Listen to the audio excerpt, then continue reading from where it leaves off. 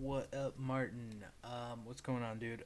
So I figured a video, um, like a video review would probably be a really good idea, just because I can visually show you, kind of what I would be referencing.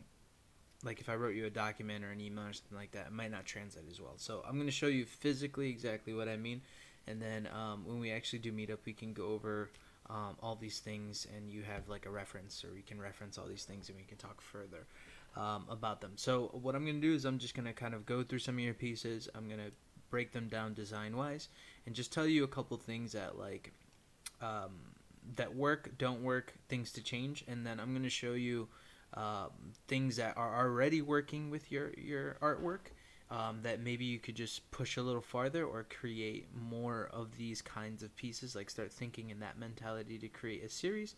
And then I'm going to show you where I think your style can take you in terms of comics. I don't know, something just fell behind me. I don't know, it's a ghost. um, okay, so here's my critique of this piece right here. Though I understand that this is your style, sorry, I'm gonna switch it to a red. This is your style, the scratchy kind of line work. I see it in your work, and it is really nice, when it's used in the right capacity. So for this piece, I don't think it's actually a benefit to the piece unless you were doing more more open areas of, um, I should say, like darker areas like this. Make them like clouds basically in the background. That would help the design. First, I'm actually going to go through the design of this piece. So the design of this piece is actually not bad. You have a horizon line here, and then you have a triangle in this area that kind of like, that's where my eye goes. Having these three little bad boys right here, um, it kind of does help draw the eye, but this one is absolutely pretty much non-visible. This one, it kind of like, you if you would have made these, let's just say, 1, 2, 3, and they were, or you had them kind of like flowing into like this way, so you had, so, or maybe even 5 or 6, like a school of fishes back here. That actually would have worked better, simply because it plays into the design. Like your viewer's eye is going to start here for the most part. So what a viewer does when they walk up on your work, um, typically, is they'll get this full vision of it, and then usually, because Americans read left to right, it'll start here and then kind of move downward or in a diagonal. um, so that's typically how it works with, when somebody's viewing your work. um, so you do have, you already have kind of a design here that does work. um, I think what doesn't work about this piece is the scratchy lines. And I'll tell you why. Because it actually makes these things, so these background images, less distinguishable. So when I was looking at this piece initially, especially on your Instagram, I couldn't recognize what this was, and all these things just kind of, they looked like blobs, because what you're doing is that you're actually forcing the viewer to look at this interesting scratch line work in the background, and then you're losing the work that you did here in the foreground to create some of these structures. So what I would do is either make these things generic, so anything that you're going to put in this horizon, make them just very, like, don't put a lot of attention towards them, or actually and X this kind of scratchy background in favor of a straight black background, like in some of your other pieces. Or you could do kind of like a middle ground where, like I said, you create these kind of like clouds. So basically, you have this like double image. You have this kind of like landscape in the background that's made of like pure. And here's the thing: I would do just straight black. So this would be just pure black, like clouds. And what you could do with this kind of stuff, or an interesting thing you could do with this, is actually control the viewer's eye. So if you say made a huge cloud here in the background here that's all black, right? All black here. What you're doing is you're sucking the viewer in to this area, which is already formulated, which you've already formulated a triangle with your objects. So basically, you would trap the viewer's eye right in this area. So they would just keep going up, down, up, down, up, down. You know what I mean? And that's what you, a lot of being an illustrator, and this is something that people don't know when they enter into illustration, is a lot of it is design. A lot of it is manipulating your viewer to view things in a certain way. So again, this already has an aspect of design here. It already has a triangle, and triangles. I guess I can't assume what knowledge you have had, but when it comes to design, triangles are a very interesting shape, first of all. And there's actually a ratio, you can look it up. It's called the golden triangle, and it actually does like have a formula. There's something called the golden ratio, and that's a very it's an old archaic kind of like design element that they've used in construction of different structures. Like back in the old days, they used to use it a lot for tile work, things like that, and it's actually found in nature as well. The golden ratio, the golden triangle, is based on the golden ratio in terms of the angles that it forms. But that's not necessarily the only way to do it. Any triangle, acute, obtuse, anytime that you have a triangle in your work in terms of the imagery, it's going to work for you. Okay, so like I said, if you built a background in here, or if you did this huge black background that was kind of like a big cloudy area, what that's going to do is it's going to control your area, the space that you want your viewer to be in, and then it's going to allow these structures in the front to pop out, and then you can do these interesting things like you did here, with this like coral, where you and I see it in your work a lot. You add interesting textures with the stippling or with the scratch of the ink brush and things like that, and then this ground area won't get washed away. It'll actually be heightened. And then what you can do with the remaining space, or the negative space outside of this black background area, is you can just use bubbles, or you can use things like that. And this is going to be a less important area, but I would say leave it fairly blank. You can do some of the scratching in here, maybe to like simulate some kind of like water motion or movement going this way, little scratchy here, scratchy there kind of thing.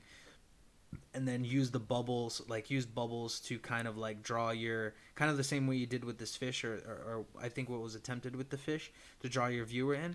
You could just do like bubbles coming up from, this bad boy right here, and kind of like moving upward, and then that's gonna, for sure draw their eye this way. This actually commands so much space right here that it's gonna be noticeable regardless of what you do. And then what I would do is take the opportunity to go in, since you're not using this whole huge area to do scratching. So here's one thing, and I'll go over it in a couple other pieces. There's something called fatigue. Okay, so when you work on a piece, there's only so much energy that you have to expend upon that. So if you're going to spend the entire time doing this really extensive scratchy period, things are going to get washed out, because at a certain point, there's only so much you can work on one piece. Okay, so here's there's a difference in the texture, it looks like you spend a lot of energy doing these things, doing the scratchy background, doing texturizing this, even this like octopus creature. It looks much more textured than this does. So up here it loses a lot of texture. I don't know if you did this first or last, but in my opinion, there's less detail. There's detail here, and there's detail in the teeth, but like once you get up here, you kind of lose it. So what you should do is really keep the consistency in the things that you find important, or the things you really want to push out in your piece. You have to give them the same amount of energy. Okay, so if you're going to get fatigued on the background, then figure out ways to use the background so that you won't be fatigued. So, and you're still getting your point across. Okay, so this, like I said, this black area, or would be black area, this is actually going to control the space. You're going to leave this space more white, more open, and like I said, you can use the scratchiness in the background just as minimal as you possibly can, either to support the design here, like you can make multiple triangles, things like that, like with the scratchiness, and you can make them look like waves, kind of have it like wavy and things, so people understand this is like under the sea, some elements that would be under the sea. You can even have like a little seaweed thing kind of come in from here, but you want this is your golden triangle right here of these images, and having this black background and then more of a white background is going to push these structures that you have in the forefront or in the foreground. And then, like I said, I would just dig in and do more detail into like this thing. If you were going to recreate this piece, this is how I would do it. Okay, so that's one piece here, and I'm going to move on to another one. Okay, so this piece here, I wouldn't change a lot about it. It's got its own artistic vibe that's really, really good. Here's the problem that I see with it, or that I feel like it could be improved. Okay, so you have the first thing that my eye sees is the lightest part and the darkest part. Okay, so I'm not sure if this was intentional, these two being close to one another, but that is something that when you're doing a design, the highest contrast areas are the most interesting. So like I can make this square and it would pretty much fill that. Like, so I don't know if that was your intention, but I actually think having this dark area right here actually hurts your piece. Okay, so if this was intended to be back here, if there was a meaning towards, like, if this is a cave and you're trying to symbolize that this guy came from this cave or something like that, there's a different way to go about it. Okay, so what you have here is a strong triangle. Okay, so again, triangles are your friends when it comes to design, but this actually draws the eye to this area, and then it kind of like meanders and things like that because it's the darkest part. This is literally the only, like, these are the two areas where it's all black. So these are going to be where your viewer's eye comes to. But if this guy is if this character is supposed to be the main focus, you have to use the elements of negative space to reinforce that. So if you had a completely black background, or all of this was darker, and we push this really, really hard, then I know this is red, I know this is, so it's very, it pops out kind of more than the line work. But what you can see is, again, I figured out a way to control what the viewer's going to see. If this is mostly black, that's interesting, but you can only, your eye's going to see that first, but you can only linger on that for a minute because there's, it's just black, right? So the viewer's eye is naturally going to find the value in this shape. It's going to find the value in this figure, okay? So you're going to push the background so hard into black that the viewer really only sees the foreground, okay? And then you can do it the opposite way as well, where you just leave it more blank, and that actually becomes less work for you, because then you don't have to go in and make all these darks, and because of the quality of your ink scratch, that's where the viewer's eye is going to go. It's going to go to the most detailed area of it, and this is the darkest area right here, so this is actually where the viewer's eye will go first and probably stick around. The face is probably the most interesting part of the piece. Like I said, there's a level of fatigue in this piece as well. You nailed the head. This is a great drawing. It looks very scholarly, old scholarly, and that's great. I would have actually pushed the beard a little farther down, and kind of like catch it down here maybe. But it looks like you got fatigued here, and I don't know if that's because of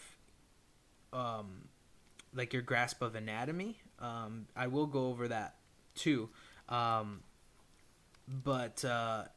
again, the same level of attention to detail needs to be shown here as the rest of the body, unless you're going to make a design choice to be really sketchy with the bottom part and have that kind of like, here's the focus, everything else is unfinished. kind of thing, more of like a life drawing, because there's really interesting ways to play with that. Um, so like in a life drawing, if there's usually a time frame in a life drawing. So a trick that a lot of people do when they life draw is they'll pick a certain section. Okay, so I'll make the whole body. I'll outline the whole body. Very sketchily, like gesturally and things like that. And then I'll only focus in on this one part. To actually make a finished, completed piece. But what I'll do is after I finish that piece or I get to a certain level of finish, I'll define a nice outro. You know what I mean? Like it'll be kind of like graded downward to like finish, unfinished, completely gestural and all that kind of stuff. So there'll be a gradient of technicality that moves outward from finalized to sketch or gesture drawing. And that's one thing you can do if you feel like I kind of went bust on my energy wise here. Find a good medium of transition here. But again, that does only work for something that's more abstractly driven, like a gallery piece. If you're gonna do something like if this is a straight up illustration, you have to again show the same level of detail throughout. So if that means reducing the detail in the face to match the body, or adding detail into the body to match the face, that's what you're gonna have to do. This guy looks like a hairy dude, so you could have hair here, and that would have actually added to the detail level here. One other thing, the anatomy is actually correct here. So the proportion of this arm is actually correct. It's not wrong, but it doesn't necessarily help the flow of your piece. Okay, so if I want to really push that triangle, I'm going to move this guy up a little more, so his head will be pretty much towards the top, and then I'll have his arm really push. Let me just put it this way: the triangle. Okay, clearly push the triangle. Okay, and then what you could do is because this arm is farther back and it's clear that you have a pretty hard light coming downward, or that's what my eye would see. You can push the triangle down here, move it downward horizontally by making this a very dark area, black area shadow. Okay, and then you can do the same with this arm. So this arm can be either completely black. If you're having a completely black background, I wouldn't recommend that. Okay, so if you had a completely black background, then yeah, just force the eye to move downward with a hard line on the inside. So this belly line, make it real thick. Okay, so now again, the viewer's eye is going to be moving from top left, typically downward horizontally, but again, it meanders. Everybody's kind of different, so everybody's going to view the piece differently in a different order. Like if you were Japanese, you probably would actually read it from this way. Like in Asia, they read differently. They read backwards from us, so they would probably start up here. And if you look at manga, it's the design is just flipped. So basically they'll start, they'll try and catch the viewer's eye here and move it downward the same way that, we read, left to right. So we do it this way. Again, it's the same formula, just a different take on it.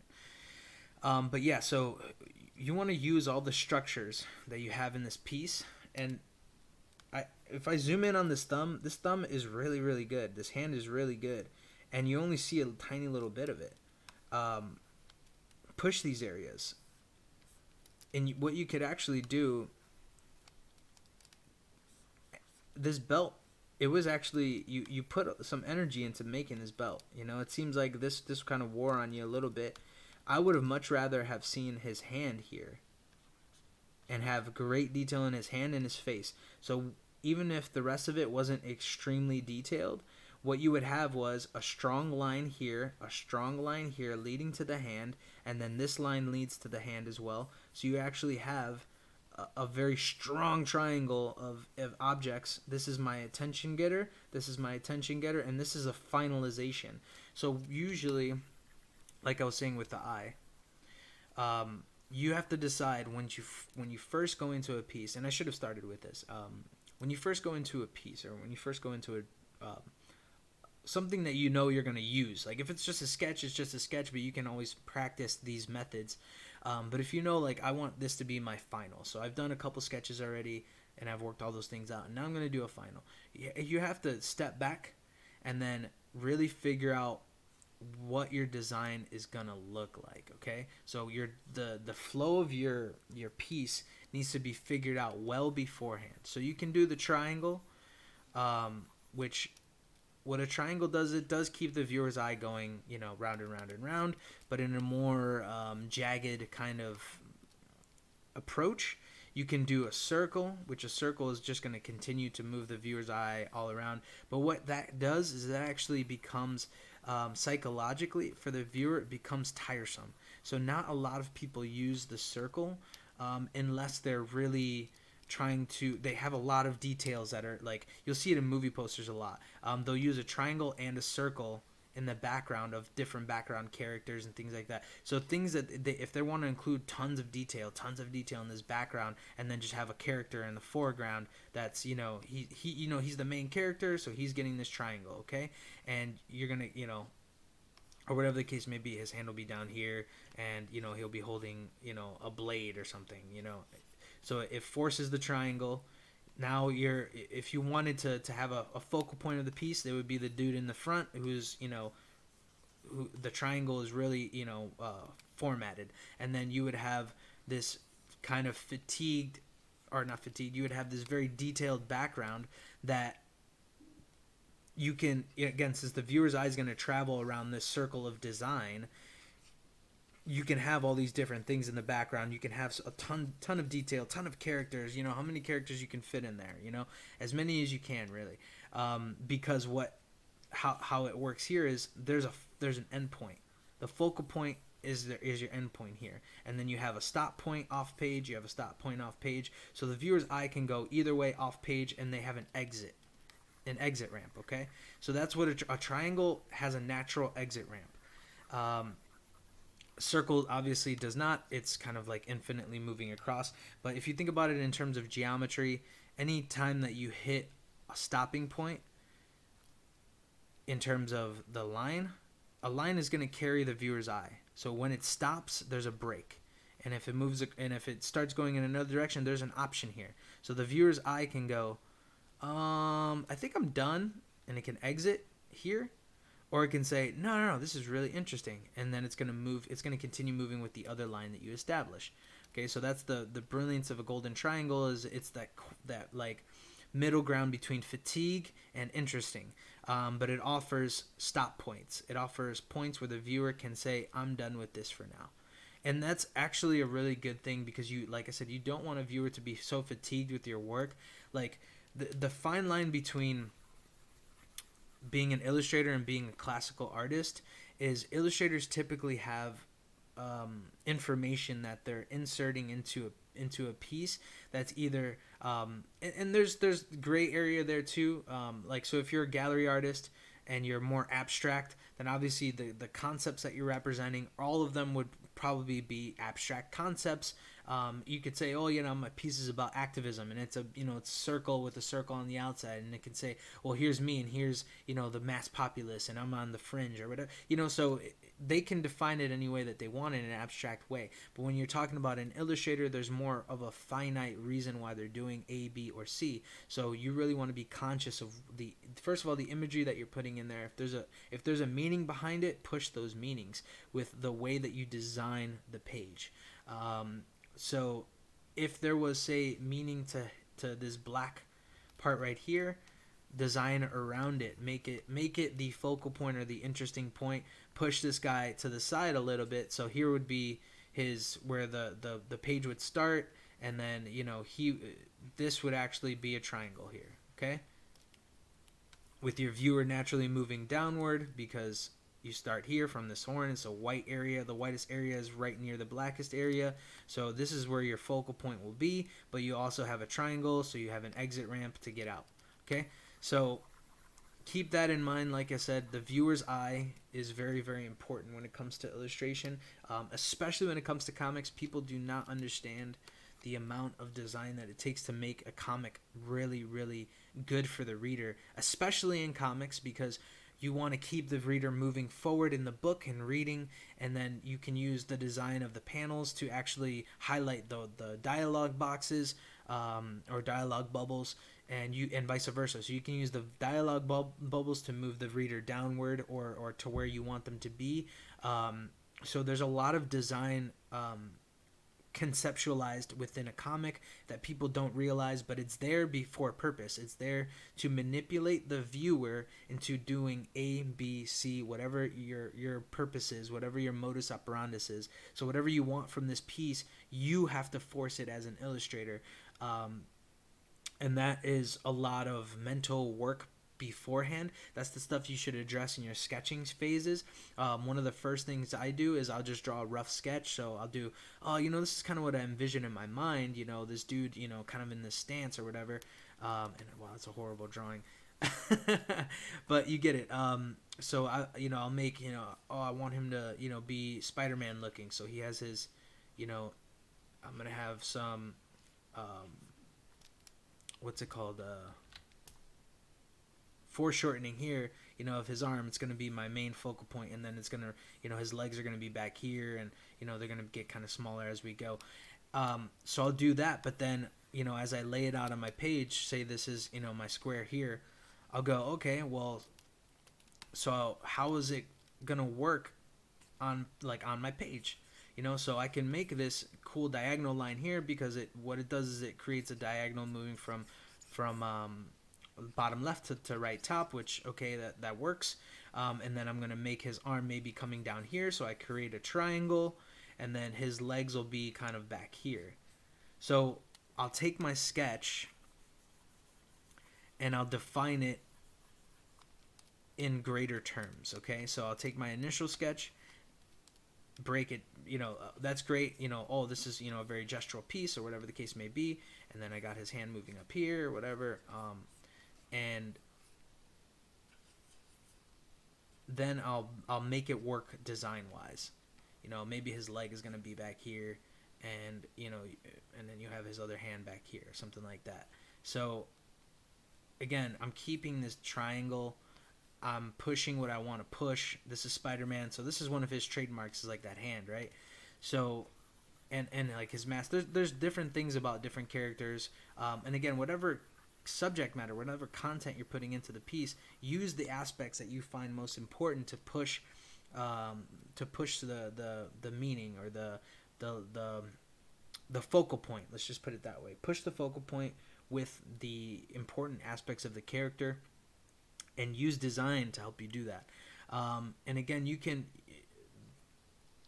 use squares, you can use really any geometric shape that you want, but understand that there's an amount of fatigue that comes with certain shapes, okay? And the triangle is the kind of perfect middle ground, so that's why it's a very important concept to learn. It's a perfect middle ground between fatigue and interesting, okay? There's actually, I can teach you this really quickly. Golden ratio, how it looks is, or how you can build it, is by building squares, okay? I'm pretty good with my shape building. Like, I can make some pretty even squares by freehanding it. They're not perfect, but they serve the purpose, okay? So this is actually the golden, or in a way to build the golden ratio, and you're going to connect. Oh, wait a second. You're going to connect. Oh, darn it. I'm doing this wrong again. It is. Does it start from here?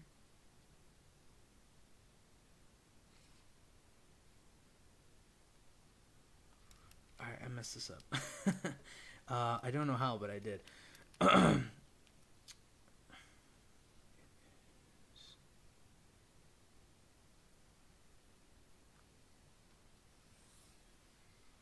There we go. Okay.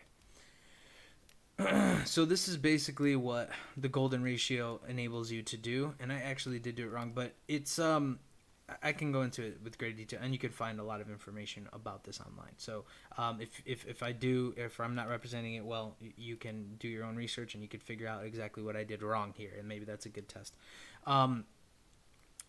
But this is basically what the golden ratio looks like translated into a design principle. So if you've ever seen a conch shell, that's based on the golden ratio. So the mathematics there supports this shape. I'm gonna erase it. But what it does is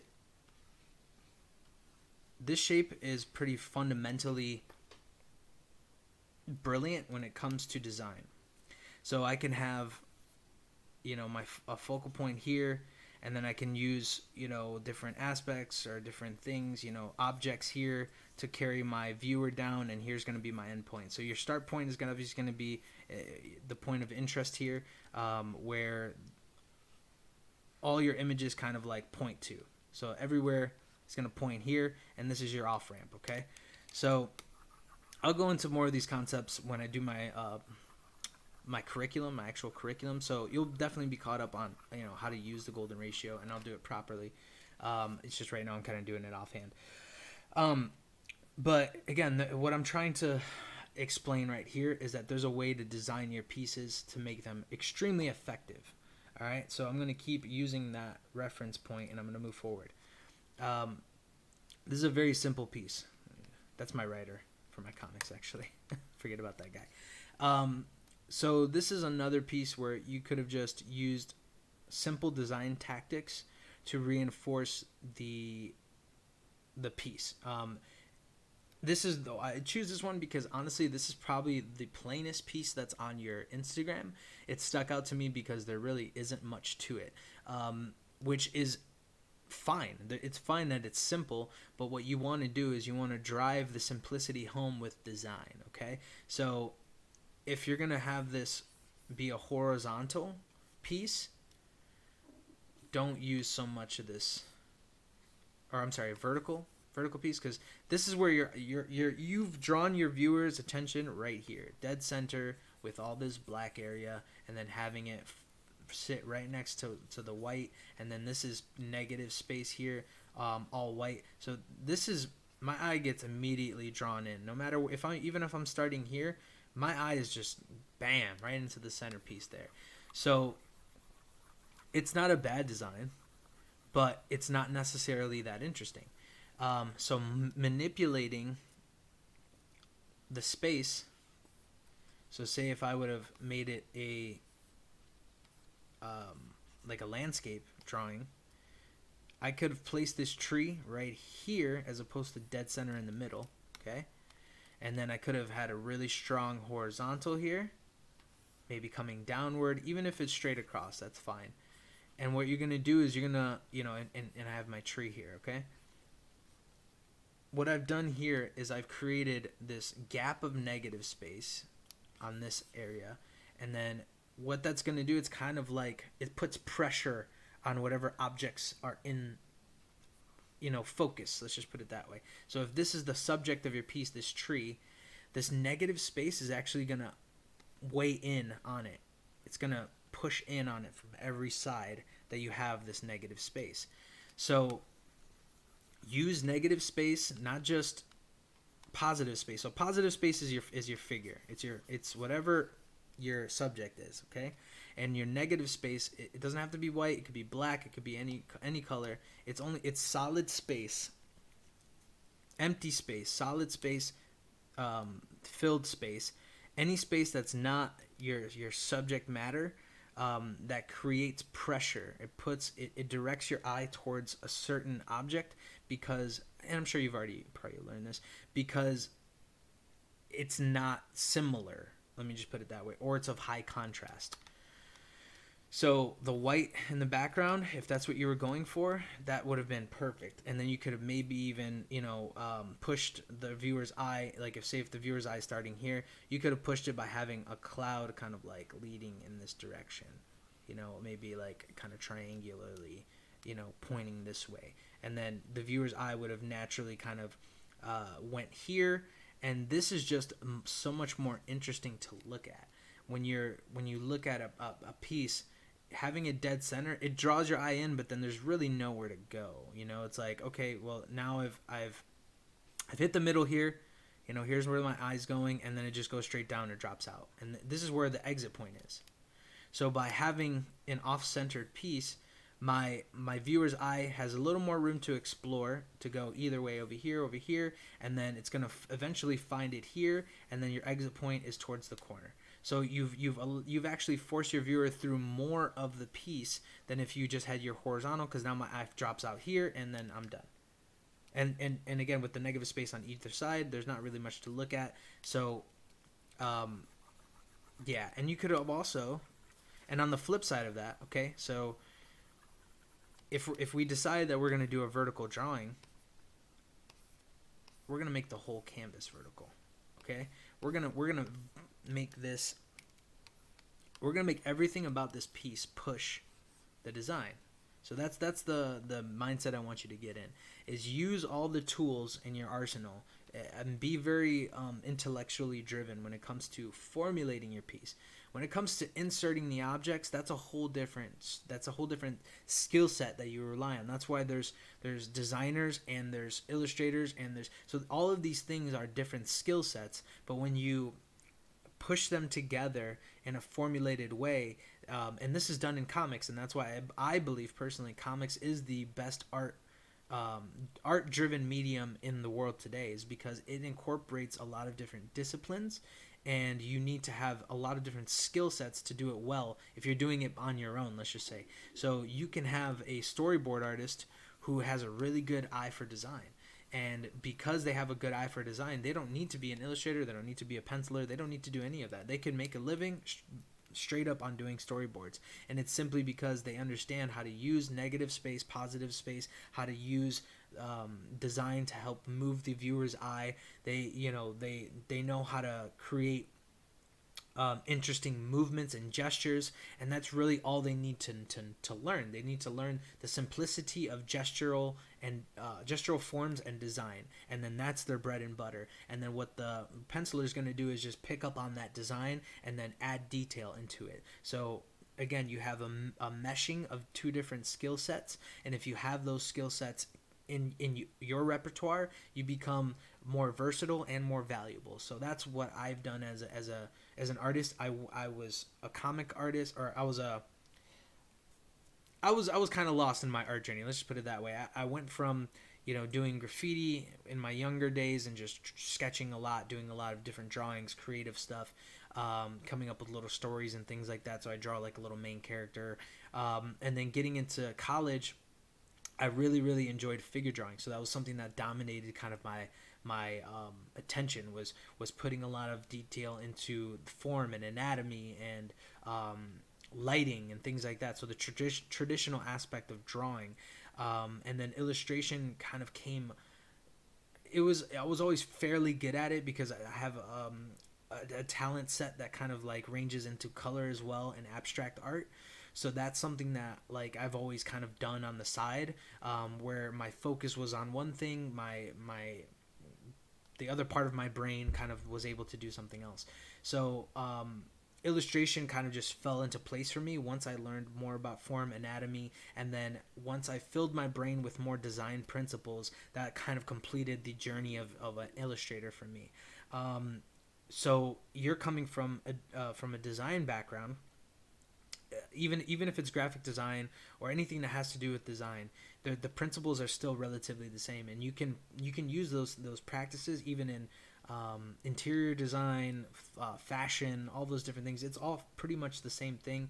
They're just pushed into different areas. When it comes to fashion, let's just say the body has a certain ratio to it. So and everybody has different body types, so that's where the design aspect comes in, is designing things for specific body types and ratios and visually appealing aspects that would stick out to somebody based on the wearer. But anyway, like I said, you have to have a good base of each one of these things in order to really to be an illustrator well. So the next it's kind of a good segue into it. The next piece I'm gonna review, I'm not sure if this was purposeful, so I just want to get that out of the way right now. It doesn't hurt the piece because actually what it does, I see that this is like a sketchbook, right? So I'm assuming that it was a sketch at some point initially, and then you said, "Oh man, I like this," and you kind of like you wanted to push this, and you said, "Oh crap, this is here right now," so I'm just gonna leave it in there because it's not necessarily distracting. It's kind of still fitting into the same genre. It's like a little dagger. It kind of looks like a switchblade, so it's like, yeah, that dude could carry a switchblade. What would have been cool, or what you could have done to make it more comic like, let's just put it that way, because this seems more illustration driven than design driven. Panel, bam, panel right there. And you probably already sketched this image, or you might have sketched this image already, so maybe you wouldn't have added a hand in there. But yeah, and here's the thing. I know some of these things aren't just like, this is your Instagram, and I know it's not necessarily like where you would put every single piece of finished material, but this is the material that I have to work with. So I'm not gonna focus on specific areas to say like, this is what you should have done, but I'm just gonna give you based on the work that you've completed, so you have an idea of how you came up with this piece. Now I'm trying to change your thinking so you can see it from a different light, and then you can say, okay, so my next approach on something similar to this, I'm going to change this and this aspect of it so that maybe it can push a little farther or just do more of what I want it to do. Let's just put it that way. But when it comes to the overall design of this piece, here's the triangle. Okay, you actually have another triangle here. So that's why I referenced this in the first place. Because if this wasn't here, your triangle would be right there. And this would be fairly irrelevant, but it also helps with the design of, moving the viewer's eye downward and across. So it's not harmful, but it's just not necessarily relevant. Here's the same problem I see here with fatigue. This is well drawn. This loses energy. When it comes to design, that's what I would say about this piece. It's actually pretty well designed. Like I said, you have a skill set here. I'm not trying to break down or degrade the skills you already have. I'm just trying to give you a new perspective on it, okay? So you have a design here that works, okay? What's not working for me, I'd say in a general sense, but if we're gonna formulate this specific critique for comics, your proportions are all off. Okay, this forearm is way long. You have this stopping point right there, and then the hand is tiny. When it comes to proportions and human proportions, your hand is gonna be the length of your face. Okay, so that's the size of the human hand. So you can actually use the person's head, the character's head, as a reference point. Okay, so actually his hand should be about that big, and that would actually close the gap on the forearm. That makes that forearm work. And your bicep is actually a lot shorter than people think it is, because your humerus bone goes from like your collarbone up here to like your elbow down here, right? And it creates the point of your elbow, and then your forearm connects here, and your forearm is actually a little longer than it seems. Let's just put it that way. So when you're drawing forms, part of your shoulder is actually going to come down here. So the bicep looks very short, if you're breaking it down into the muscle groups. But if you know the skeletal aspects of it, you know that, the bone comes all the way down here, it creates the point of your elbow, and then that's where your radius and ulna take over, and then they meet at the wrist. Actually, it would be, like right about here, because there's about, I think 11, I don't know, it's like 21 or 11 bones in your wrist that connect to your hands. So his elbow should actually be a bit like down here, I'll isolate the muscle groups and how that should be drawn. So his shoulder would be here. Okay, so your shoulder has this kind of bowed out effect, and then your tricep back here connects up here. Your bicep would come down here, and it would, since his arm is bent, it's actually, your bicep is actually tense. His elbow would probably come about right here, and then he'd have this, because of gravity, you have certain fat and muscle that kind of gets brought down, but you always have like this rounded back end of your forearm, let's just put it that way. And then you have muscles that are going to connect here for your forearm, that enable your elbow to rotate and move, things like that. And then you're going to have your forearm muscles. This one's going to come across here. Your extensors are on the top and your flexors are on the bottom. So these would be your extensors. Your flexors actually connect up here. And then you'd have your wrist, and your hand, again, would be a bit bigger. And then that would look, if you can see, this guy looks, he looks like kind of like a biker guy. So that would just really inform your drawing to have an anatomical background that works, that really makes sense. And then when it comes to comics, that's essential. So if you're going to work in comics, you have to have a really good working knowledge of anatomy. You have to have a good working knowledge of proportion. I don't know if you've this guy Rob Liefeld, Deadpool creator. He's done a lot of different characters for Marvel in general. He was always criticized because his feet were horrible. They were always out of proportion. They were very simplified, and you can tell he spent the least amount of energy and time on his feet. And there's another great example is Miller. Miller is a great storyteller, and that's why he's successful. But he's not anatomically that gifted when it comes to knowing the structures, how to put them in perspective, how to foreshorten, and things of that nature. So Mike Miller is a great artist. He's successful at what he does, but he's not as advanced as a comic artist probably should be. Somebody who's creating visuals for a comic where your comics are based in the forms of people, you should be really, really adept at drawing people. That's going to be your main subject, is people. Male, female, whatever the case may be. But you should have a really good grasp of anatomy and structures and form. And I'll tell you what I mean by form as well, because form is actually, it's like a halfway point between anatomical structure and design. And it has to do with creating silhouettes. Okay, so I can actually use this piece as a reference here. Okay, so here's what works about this piece.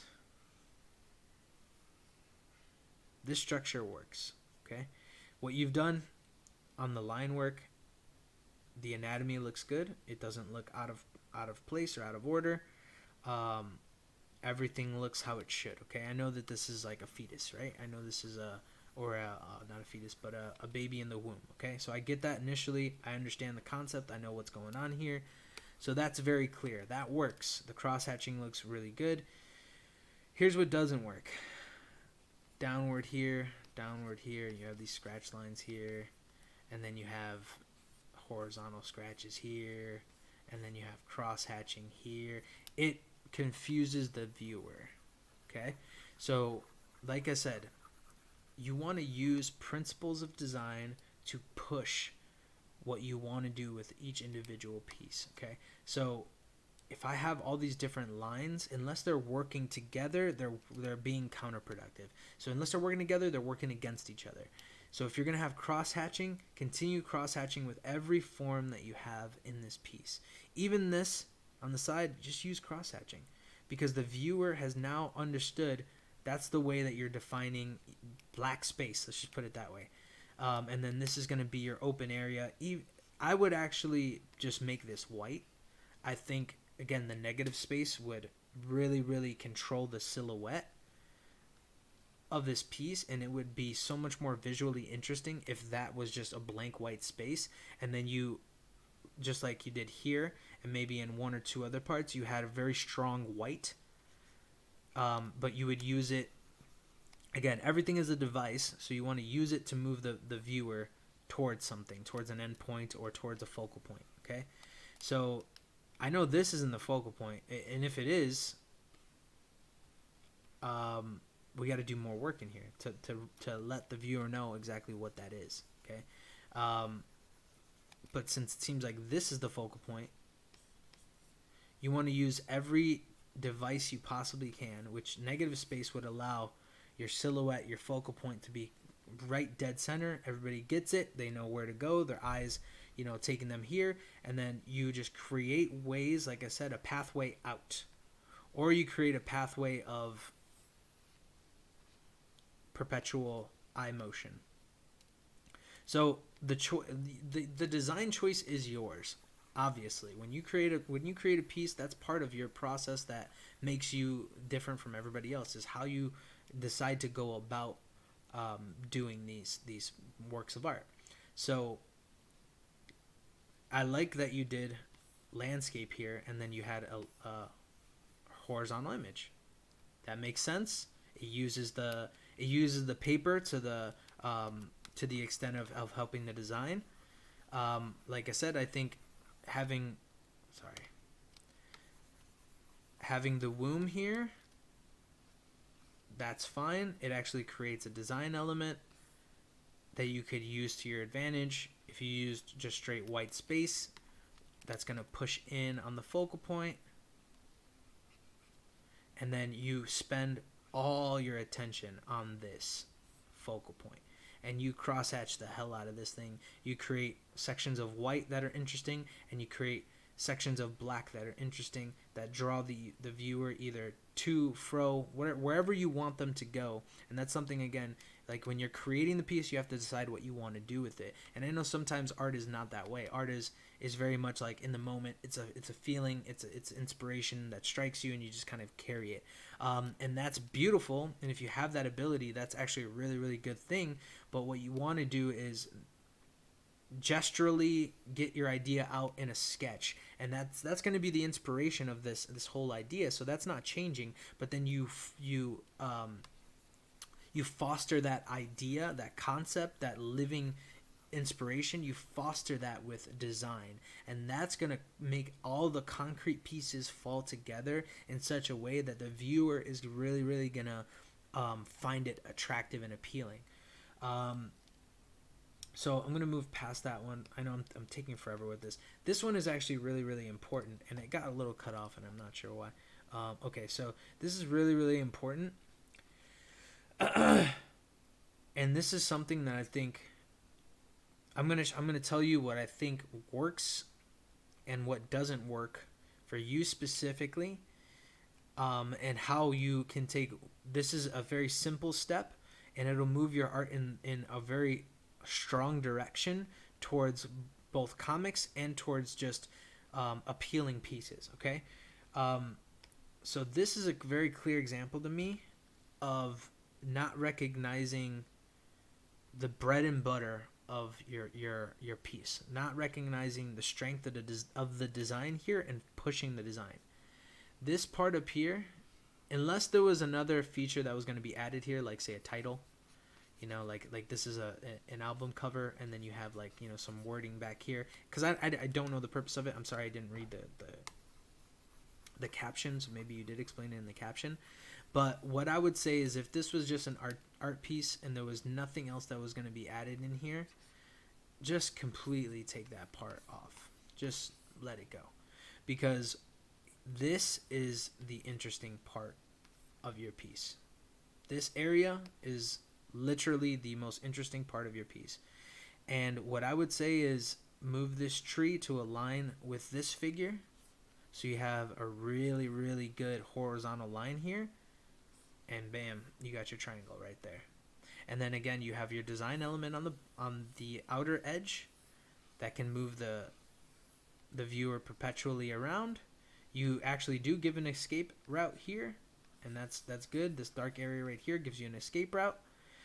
What you could do is you can actually point the triangle towards that too, because it actually kind of does already. So you can move these figures maybe downward and still have them pitch forward or pitch backward in perspective. So you have this figure would be the tallest, and then this is, so this would all still work together.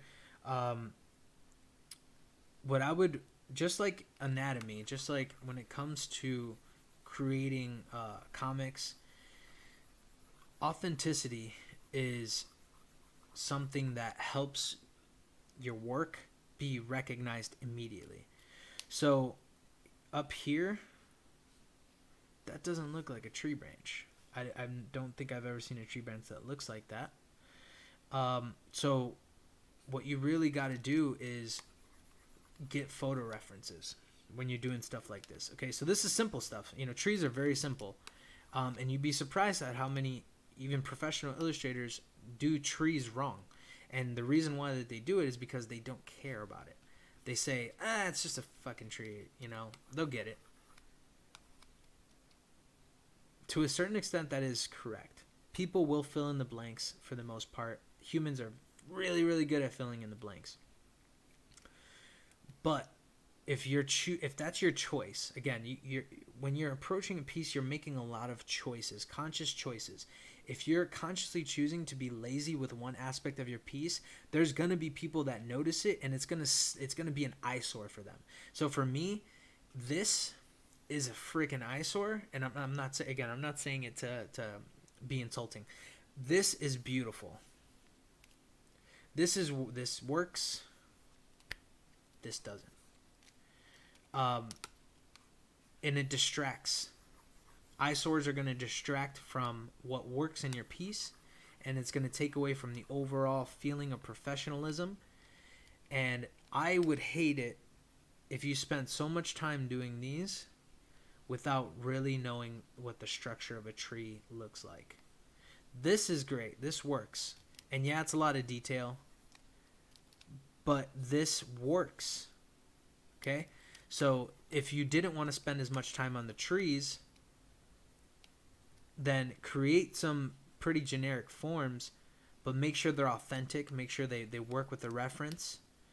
And then push it with these scratch lines. Okay, like I said, the scratch lines, I know these are this kind of like your trademark, right? Like, that's what you really like to do. It's probably something that's very interesting, and it works in the genre that you want to go into.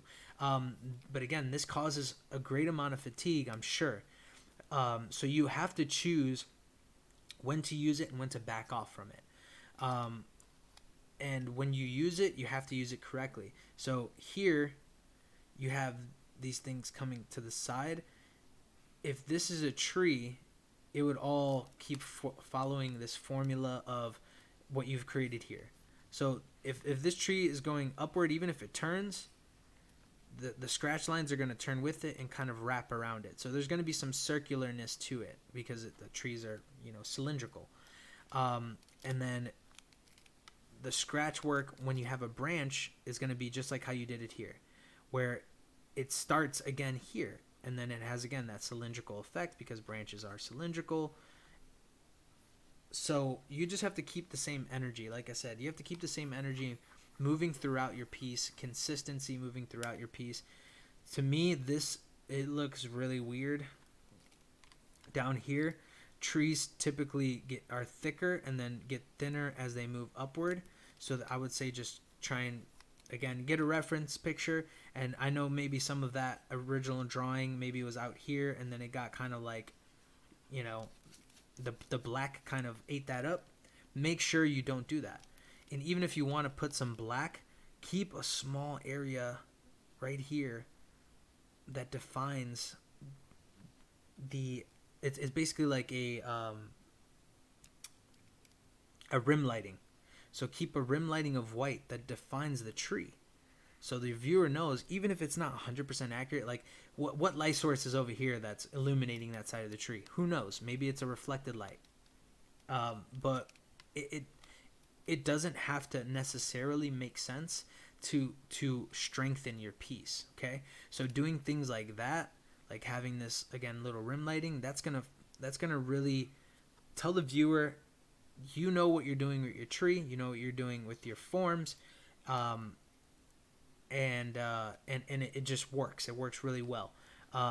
What I would do as well is, if this is gonna bother you, or like say the detailing of a tree is gonna bother you, you could really have just taken this branch and done the same exact thing you did there. And actually, what you could have done too is like kind of had like a hand, like this tree branch is like a hand moving down. So like this would have like strengthened the entire piece, because you have this like you have this ominous overtone that helps reinforce the design. And then like, you know, this character standing here, and then you can still have this tree here, and kind of like, you know, the detail of it would have been branched out here, but you keep this as an important figure moving downward, and that would have again helped with the design. The triangle, it would have kept the design, and that would have created this feeling of ominousness. I love this, the moon on this black background, and that's, I'm going to move into telling you what your real strength is, or what I think you could just, if you focused on this aspect, you could actually move into a sphere of practical usage for it in a very short amount of time. So here is something that I'm actually not really good at, but this is something that you're really good at. Black to white. Okay? Some people have a inert design eye. It's something that I have a little bit of it, but it's something that I consciously have to remind myself of. Some people don't have to remind themselves, because it's just this natural pull. It's like, it's kind of like gravity for them. It's just like they're pulled towards, their eye knows what to do, what looks good, and things like that. The best graphic designers have really good design eyes, so they can just see a piece, this doesn't work, this works, I can do this, I can do this, I can do that, I can hit this triangle, I can put this here, I can put that there. And it's kind of like the right brain and the left brain working together. So that's what good designers have. They have a good analytical sense of an artistic or conceptual idea. A design principle is obviously contrast, using contrast to your advantage. This is one of the most interesting pieces in this piece. And all these black spaces carry the viewer. And obviously these spaces too, but like I said, let's just forget about this part. This part doesn't exist anymore, okay? So we're focusing on this. These black spaces are great. This black space is so great. I love the texture here. I love this. This is like beautiful. Like if you would have just made a tree study, that would have been beautiful. Like with your other tree back here, if you would have done the same methodology with this tree, that would have been a great piece of work. And not to say that, you know, again, I'm not taking away from anything. I want to add things to it. I want to subtract things that aren't working and add things that would work. So like I said, I think if you start thinking in terms of black to white, if you start thinking, though I do really like your scratch work, I think that's something that, because you already have a knack for it, that's something you can always add in afterward. But if you start your pieces and you think, where's my darkest dark and my lightest light, and how can I use those things to really push my piece, you're gonna really do well in comics, because a lot of style comes from the shading, the shadowing, and how you push forms. Okay, so that's one thing that, like I was saying about Mike Mignola, he's mastered that. He's mastered form. And what form is, just in case you don't know, form is a controlled silhouette with negative space reinforcing that form. Okay? So silhouette is not, you know what a silhouette is, and it's completely white or completely black. So there's no detail except for the outside portions of it. Okay? So that's what he does. When he designs, he creates silhouettes. He says, what are the main forms in this panel or page? Okay, what are the main forms? He puts the forms together in a pleasing design way, and then he goes in and pushes detail. So if you think from that point of view of I'm not going to even care about the scratchiness. I'm not even going to concern myself with the scratchiness until the very end of this piece, until I'm adding details in. If you just focus on creating a nice design image with a black and a white, strong black, strong white, formed, or you basically you put form first in terms of creating silhouettes in a pleasing design aspect, like we just talked about, either with whatever design shape that you want, moving the viewer's eye through the piece, and then again all the different pieces like the black and the white contrast, working together to move that person's eye to the important aspects of your drawing. That in itself is a formula for success for you. And then when you add in your texturing, your line work, that's going to be a home run. So people are they're going to see that you have a great eye for design and for form, and then you're adding in this horror kind of like, vibe to it, and that's going to be a key to success for you, in my opinion. And I think that's where Mignola has figured out. I think that he does it the same way. He figures out what's going into it, and then he adds in his style at the very end. The end, that's like his final piece. His final piece is, okay, I have 20 different panels that I just made, and all of them look really well. They flow together really nicely. Now I'm going to go back in and just fill in the blanks. And he does it in a very minimalist way. It's a very controlled way, and it's a very conscious way. So in my opinion, he's one of the most conscious artists that is working in the field today. And his style gets overlooked in in the greater sphere of comics simply because it's not hyper detailed. But the people that are focused on hyper detail are the people who really don't have a design eye. They have more of an analytical brain. So that's going to be a section of your viewers. Some of your viewers are not going to be very right brained. They're not going to be able to see the forms and how they function together in a natural sense. So most people can look at something, and because they don't have the vocabulary of an artist, they can't describe why this works, but they know that it works. And you can, and they've actually done studies about this. The brain of an artist and the brain of someone who's not an artist they're not different. It's just you've trained your brain to see things that this person has not. So they don't have the same kind of vocabulary or perspective on what is going on with this work. But their brain functions the same way. Okay, so when you're designing something, there's going to be a huge population of people that get it, and there's going to be a huge population of people that don't get it. And they don't get that naturalistic design principle of it, but you'll catch them up with your detailing. Okay, so a section of the population is going to just read all these design elements and go, oh my gosh, this is beautiful. And then the other section of the population is going to go, man, the scratchy like line work, oh man, that's so cool. And they're going to completely not even focus on the design elements. But if you were lacking one, so say if you have good design and you don't know how to finish it, you're losing a whole section of your audience. And then if you have good detailing and no design, you're losing the other section of your audience. So that's why I think Mike Mignola is such a success story in that way, because he's found a way to merge the two things. He's perfected his style by using that formula, and he's very successful in the industry. I guarantee you art directors have him at a way higher regard than the fans or the consumers do.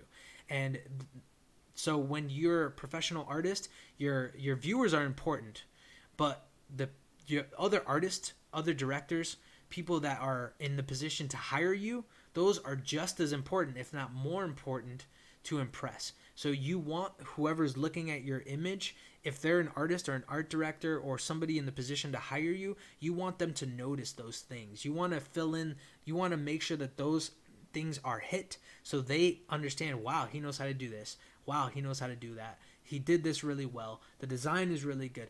They're going to break it down the same way that I'm breaking it down. And then they're going to judge your value. Okay? So what I want you to do is start analytically thinking about your pieces in the same way that maybe an art director would, and then the viewer. So the viewer is not your most important target at this point in time. Okay, when you're making comic books and you have a director who trusts what you're doing and says, you know what, do what you do. Now that's the time to impress your viewership. Okay, but right now, you, especially breaking into the industry, you need to figure out what directors are looking for, what professionals are looking for, and then meet those standards. Because if you meet those standards, then you're going to get hired. And then once you get hired, then you can worry about pleasing the mass amount of people, okay? So that's number one. Number one is get all your ducks in a row for a professional who's going to hire you. So that's the first thing that I would change in terms of, not even change, I don't know if that's, again, I'm not going to assume any knowledge, but what I would say is prepare a portfolio for somebody who's going to be hiring you and not just the average person who is just viewing your content and might buy from you. That's a whole different thing. Like gallery work and communicating and networking with the average everyday people, art consumers, that's completely different mindset. It has some of the same formulas, but it's a different mindset. And I'll go over that. That's my next topic, because I think, like I said, in terms of comics, there's more of a hill to climb than there is if you're going to go into the gallery setting and start dealing with just normal everyday art consumers. This is another example, in my opinion, of fatigue. This book works really, really well. Everything fits into place really, really well. There's really great texture. I love this like all-seeing eye kind of thing, and then you have this, so this book it's the focal point of your piece. These, because they're not as fully detailed, and let me just put it this way. This is wrong. This is wrong. This is not symmetrical. This is not symmetrical. When you're talking about, but this book is perfectly proportioned. So I can tell 100%, like straight away when I looked at it, this is where your money was. This is where you spent all your time. And you probably spent a lot of time doing the stippling in the background too, which does work as well. The stippling in the background works. If you X'd out these two pieces, or you did them more efficiently, this piece would work so much better. So decisions, like I said, that's the running theme of this review. Make good decisions when it comes to the overall piece. This works. I would cut these out completely, and I would just have this book with the background, and then again, I mean, I would probably do it a little differently in terms of how how the canvas is laid out. So maybe it'll just be like a landscape, and then this will take up the imagery, and then maybe if it was me, I would have some kind of natural form. Since this is more of a geometric form, I would have some kind of natural form like a branch, and then you don't have to worry about it being looking like a pure, like a bottle, and being perfectly symmetrical, and then having to shade it perfectly, and and with the bottle, you have to remember too, you do create a light source here. So you have to follow through with that light source in every other aspect, okay? So it seems like your light source is coming down from this, but you don't have any reflective surface here or here, and no rim lighting here. You kind of have it here, but you don't have it, again, on the entire piece, and then that's just kind of out of proportion. And then you do have some lighting here, but it's actually again, if depending on where your light source is coming from, I would say it's coming from this corner. It could just be coming from here. But in that case, then this would all just be dark, and you'd have some little ripples of white space. Like, sorry, my eraser's too big right now, but you get what I'm saying. So again, you have to make decisions based on all the different dynamics that work in a piece, and you kind of have a triangle here, kind of. I would say you don't need a triangle here. You could use a horizontal since you already have a horizontal line here. And then this is already, if this was centered, because of the way that it's perspective, it's interesting enough. Like you wouldn't have to off-center it. You could have it directly in the middle, in the center, because you have this strong horizontal line. That creates the viewer line. So as my viewer comes in, he goes, oh, okay, horizontal line, moving across. Bam, and then this gives an endpoint here to move off the page, or even here to move off the page. And then if you have maybe like some shadow kind of going this way, that would help as well. And you could push some darks down here, and that would move the viewer, because this is a white space, this is a stippling, so it's right in between. It's like the gray area, and then you have your black space, and that's going to be your exit. Okay, so don't get fatigued. If you're really working this piece, gauge it, or working this object, gauge it and say, man, I'm getting kind of tired, or it's getting kind of late, or I've been working on this just one thing for like 4 hours or something like that, and I still got some work left. Maybe I should just not even include these two objects. Maybe I should, as you go, make decisions that are going to help you in the long run. Okay, so decision making, again, that's kind of the theme here. So this is a straight up comic critique from the comic perspective. The stippling is great. The stippling is really good in the background. I do like the style of your shading, your scratch lines are really good, and I want you to keep that. I really do want you to keep that. There's also something I would like you to dive into too, and I'll go over that once we go into a more curriculum-based kind of conversation. What's not working here is that this doesn't actually look like a skull. It's very misshapen. Unless the goal was to have the skull resemble something, like say if it was like a letter, so say if you were trying to make it look like a P or something, then I guess that would, you made the structures that kind of like help formulate what that is and things like that. But if you're trying to just make like a skull, since it's the focal point of your piece, you have to do it well. You have to nail it home, okay? So you want to make sure that your perspective is good. You want to make sure that your anatomy is on point. You can go online and get a reference, which is going to really help your art. I would suggest using references like 90% of the time, because there's no harm in it, first of all, and then it's just going to educate you. There's something called muscle memory, okay? So muscle memory is, and I'm sure you probably know this, but again, I'm not going to assume you have any knowledge, so I'm just going to keep explaining things and be long-winded about it, because it's better to cover all the bases than to leave something out, okay? So let me just drop the opacity there. Muscle memory works in the human body. Muscle memory is for repetitive tasks. So and things like learning how to walk. You create a muscle memory, and then you don't necessarily have to teach yourself how to walk again, because your muscles and your mind have created those neural pathways, and it's a very simple unconscious process in your body. You want to make drawing anatomy and things like that a muscle memory task as opposed to an intellectual task.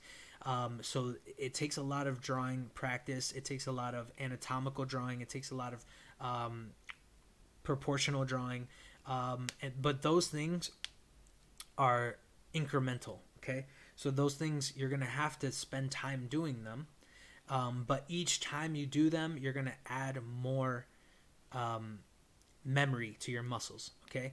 So for me, I'm not thinking of how to draw the skull. I know how to draw a skull already, Now I'm just taking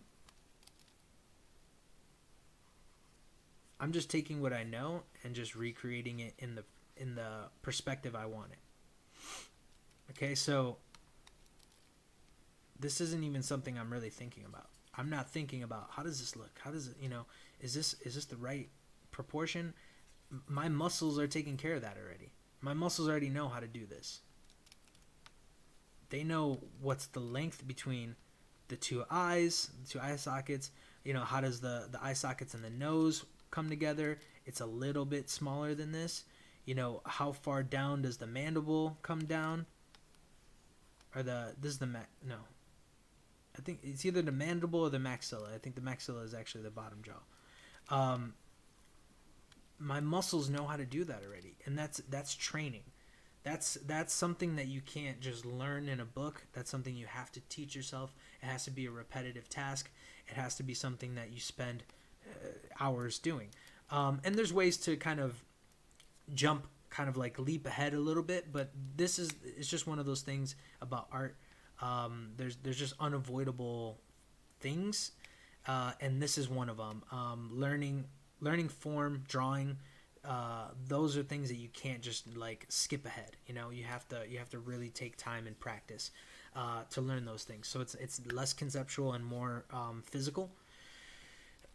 So that's really the only thing that's not working here. In terms of the design, it works fine actually. You have at least one line that's guiding your eye, and there's an exit ramp here with the stippling. There's like a gradation outward.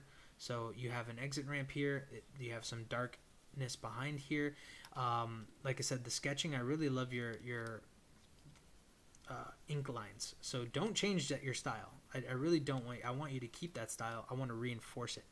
I want to give you some backup here. One thing you can do too is I see what you did with these. Like you started doing longer lines here, and that's great. If you continue those and like trace the form, that's going to be really interesting too. And I forget I think those are lithograph drawings. I think that's what they're called, where you basically like trace the like width. It's not like cross hatching. It's more or less just like you just break it into slices. It's like you're breaking the body down into slices, but you're making it three-dimensional based on like like it's hard to explain, but I could show you some examples of it, and I might go over it in our curriculum and stuff too. So, but to me, that was the only thing that was not working about that piece. It's definitely a simple fix. Just get a reference material and really nail it home. Do it life drawing style. So just don't. What you want to do when you're life drawing is you want to. Here's your image, right? Here's what you're looking at. Here's your paper. I don't want to look at this and then look at my paper and start drawing here. I want to be drawing on my paper while I'm looking at this. Okay?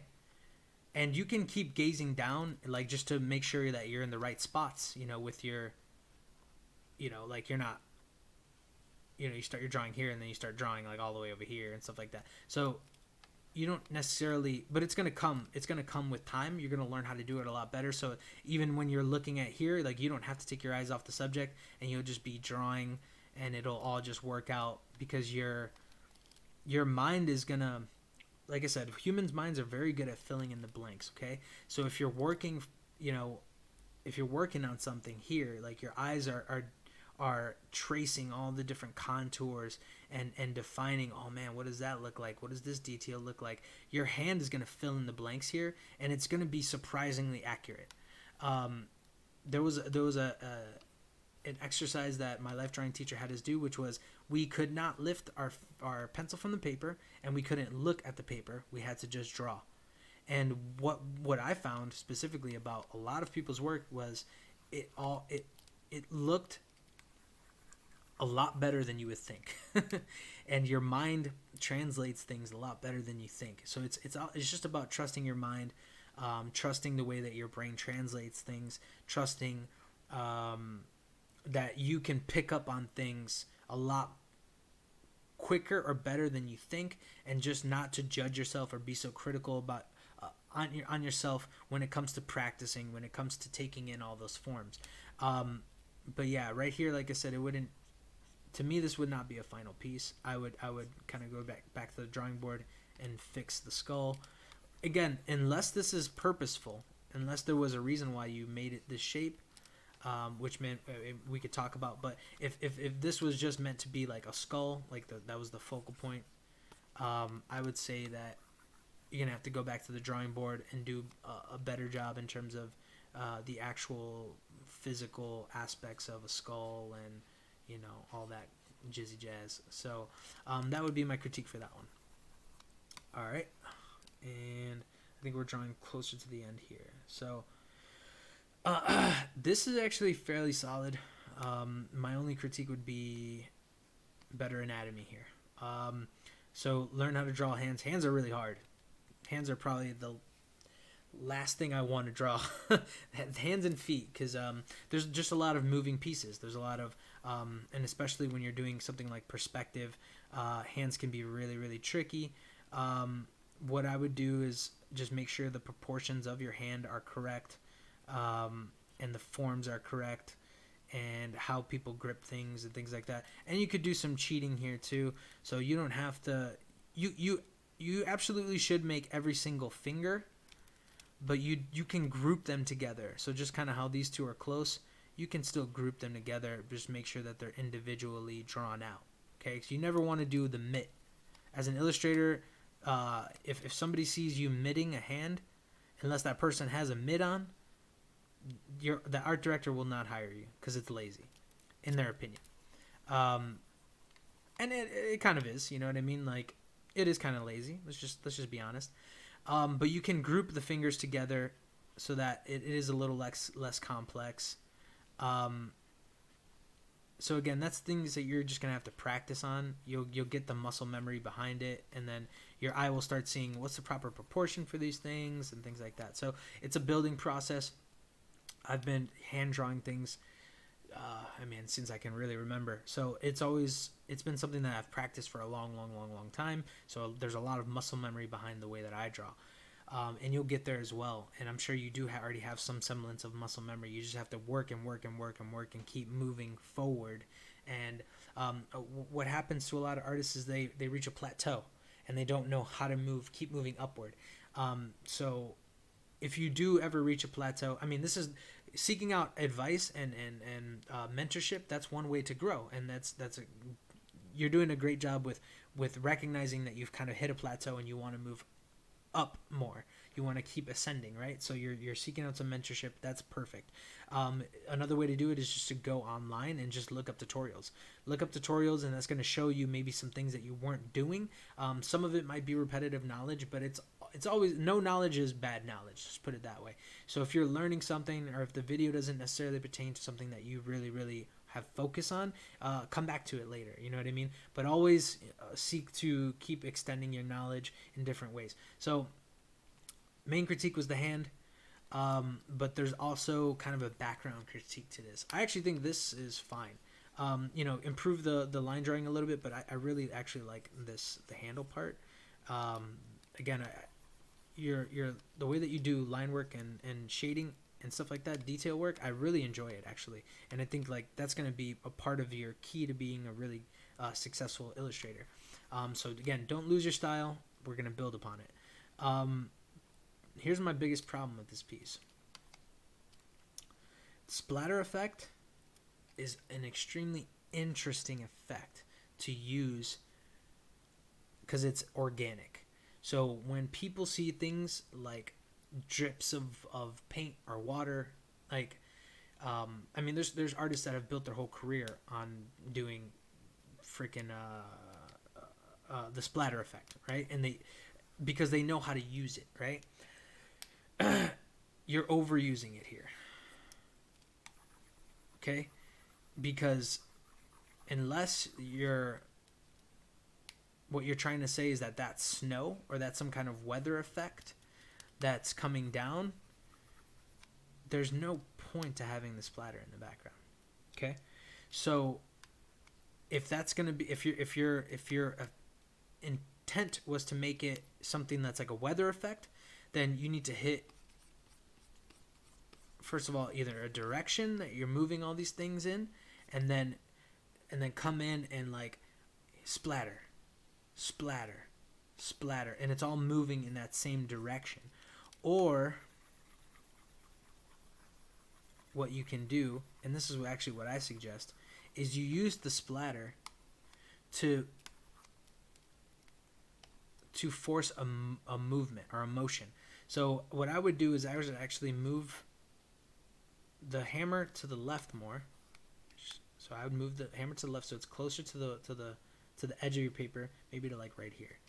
And then I would use the splatter to simulate this emotion of like the dude lifting up the hammer.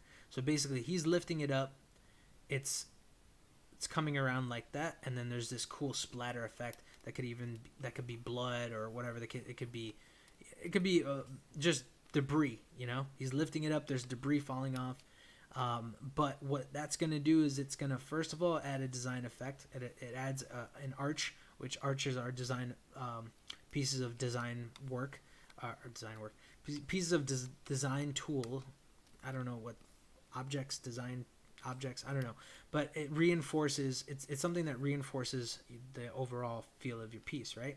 And then because you have that, you have created this like semicircle, and then you have your exit ramp with your arm moving downward at an angle.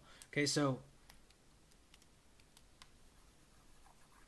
decision making when it comes to what you're using, the tools, the medium, and the effects that you're using. So the splatter effect here it's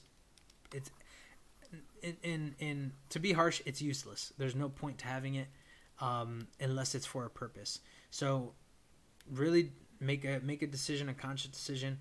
Don't just throw different things, because I know splatter effect is a cool thing to do. You know what I mean? Like it is a really cool thing to do, but it's effective and powerful, and it's even cooler when it has a purpose that's defined and it supports everything else that's going on within the piece. So that's the kind of decision making that we have to make, or we have to wrap our minds around when we move forward as an illustrator. Okay, so those are some critiques of the pieces. Moving forward, to wrap it up, strengthen your design eye.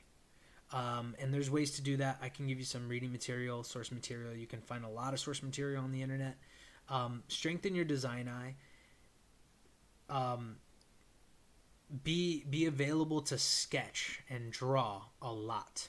Okay, so you have an idea that's going to pop into your head. Do a really gestural sketch. Do another sketch that's going to rough it out a little more. Add some design elements to it. Your third sketch, even if it, you could do, when you're sketching, there shouldn't be any limit to how many you can do. So because it's not going to be completely fleshed out. So don't fatigue yourself with each individual iteration, but what you want to do is you want to improve and be intellectual with each iteration. So you're adding or subtracting things that add to or get in the way of what you're trying to do with your piece. And once you get to that fifth sketch, let's just say, I'd say when we were in school, they said to do 3 to 5. Okay, so, and that's with thumbnails as well. So any one piece, you could create some little grab a pen, create a little box, and 3 to 5, just to save some paper, so you're not just using a whole entire sheet for your sketch. And then sketch out what you want, sketch out what you hear, and then on your next one, what you're doing is, again, you're gonna add or subtract things that are working or not working, or just try something different. So like maybe you hit a design triangle this way. Well, you know what? Maybe it's going to work better if it's like this. So what you want to do is you want to play with it a lot. So by the end, by your fifth, you've at least exhausted a lot of those mental possibilities, and what you're left with is a really intellectually driven, hopefully it has design elements that are built into it, and then you can say, okay, I'm going to use this as my negative space to draw my viewer in here, and I'm going to use this as a tool to move the eye downward, and so you're going to be extremely analytical by the end of the sketch, and that's where some people do have trouble, because an artist by nature is pretty like gestural. We want to just, again, we want to just make things happen. We want to, take something or nothing and make something out of it. We want to do those things in a very flowing, free form kind of way.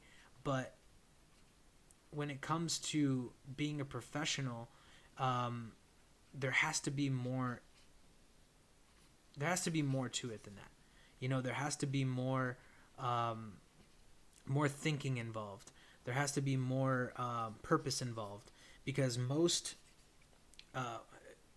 when you're talking about doing illustration, there's a purpose behind the illustration. There's never usually just like a, oh, it's just a random thing. It's going to be in a book. It's going to be published. It's going to be in some form of print, or, there's a purpose behind it. So you want to get into the habit of reinforcing a purpose within your art, even when you're sketching, even when you're doing things for yourself, because it's just going to form that habit for you, that when you get hired by someone, you're going to know how to reinforce those things with their purpose. So they're going to say, man, I want this piece to feel this way. Okay, well, I know how to reinforce that feeling, so that way they're going to get what they want out of it. Okay, so again, there's a thinking process that I said is different from dealing with an art consumer as opposed to dealing with a boss or somebody who's hiring a professional. A professional is going to have a clear idea of what he wants, okay? And then he's going to give you those things in a very pretty clear manner. If he's a really good professional, let's just put it that way, there's a difference between an amateur professional and an established professional. An established professional is going to have a very clear outline for you to follow. He's going to say, I want A, B, and C. I need it by this time. Here's our budget for it, or he's going to ask you for your rates, whatever the case may be. But there's going to be a very formulated way of you guys going about this, okay? An amateur is going to have not a lot of details, is not going to have a lot of direction, is going to ask you to fill in the blanks a lot. And those are the kind of clients, or those are the kind of people you really don't want to work with, because they end up wasting more of your time. And yeah, you might end up with some money, and you might end up with, some portfolio work and things like that. But time is invaluable. The more time, you cannot get time back. You can make more money doing something else, but you can't make more time. So you really want to value your time over a lot of other instances. So if you're going to negotiate with somebody, you have to look for a certain couple things right away. And one of those things is, do they have a clear idea of what they want? If they have a clear idea of what they want right from the beginning, okay, I got something here. I can work with this person, and we can move forward, and it's going to be a timely thing, and everything's going to work fairly smoothly. There's always going to be some bumps along the way, but the more common ground you have with the person that you're working with, the better it's gonna work out in the end. So, like I said, format your design eye, sketch it out. In terms of comics, add more anatomical acuity into your muscle memory, into your mind, into your memory in general. A lot of what artists do, especially illustrators, is we recreate a form that's found in life because we've seen it already. So your knowledge base, your image base, going through different references, going through different poses, drawing those poses over and over and over to create the muscle memory. There's certain poses I can draw, without even looking at a page. So, and it's good to have those things in your repertoire, but some artists live and die on those things. Some artists they just do pinups, and they only do these certain poses in the pinups. And to me, it gets boring as hell after a while. Like, I really like J. Scott Campbell. I really do like his work because it's technically very good, but he pretty much draws the same girl every single time. Michael Turner was pretty much the same way. They just keep drawing the same thing over and over and over and over, and doing pinups and pinups and pinups and pinups. And it's like, to me, that just gets really, really repetitive and boring. So I want to see, artists doing varied amounts of different things. And the more information you have in your brain and in your muscles, the more dynamic you are as an artist. And those are the kind of artists that professionals want to work with. They want to see you be able to do a lot of different things, not just one pose all the time, because then you'll just be a cover artist, you know. Oh yeah, he's really good at making these things look really cool, but it's pretty much the same shit every time. So, you know, we'll just throw him on a cover because, you know, sequentials probably won't work out well for him, or it'll take him forever to do. So, yeah, and that's fine. You know, you can create a lane for yourself. If that's the lane that you enjoy doing, then do it. You know, no one's stopping you from doing that. I'm just saying, you know, in my perspective, if you want to be an overall illustrator, if you want to have that title of I'm an illustrator and not just a cover artist, you have to have a wide range of skill sets that work together in, you know, a process. And you, as an illustrator, when you're a professional, the main thing that you're improving is how those processes work together. So having the skill set there is essential, and then as you're becoming better as an illustrator, it's just making those skill sets work together better for an end result that works really well. Okay, so that's the kind of thinking that I want you to have when it comes to being an illustrator and working as a professional. Okay, so here's the mindset that I want you to be in as being a gallery artist, and somebody who works with more of the common art enthusiasts. Let's just put it that way, consumer. Excuse me. You're actually closer to having success in a gallery setting than you are to having success as an illustrator at this point right now. So if there was one thing you said, you know, I want to pick a path for myself, I would push you in that direction. I would push you in the direction of having a focus on being in a gallery, because there's things that you're doing already that work so well as a gallery piece. All you would need to do is formulate a series of these works and then promote them. So this piece, for example, when I first seen it, it was my favorite piece of your work. And I'm going to tell you why. Like I said, the black and the white, okay? Your bread and butter in a gallery setting is creating something that's immediately visually pleasing. And this kind of piece is immediately visually pleasing. Okay? You have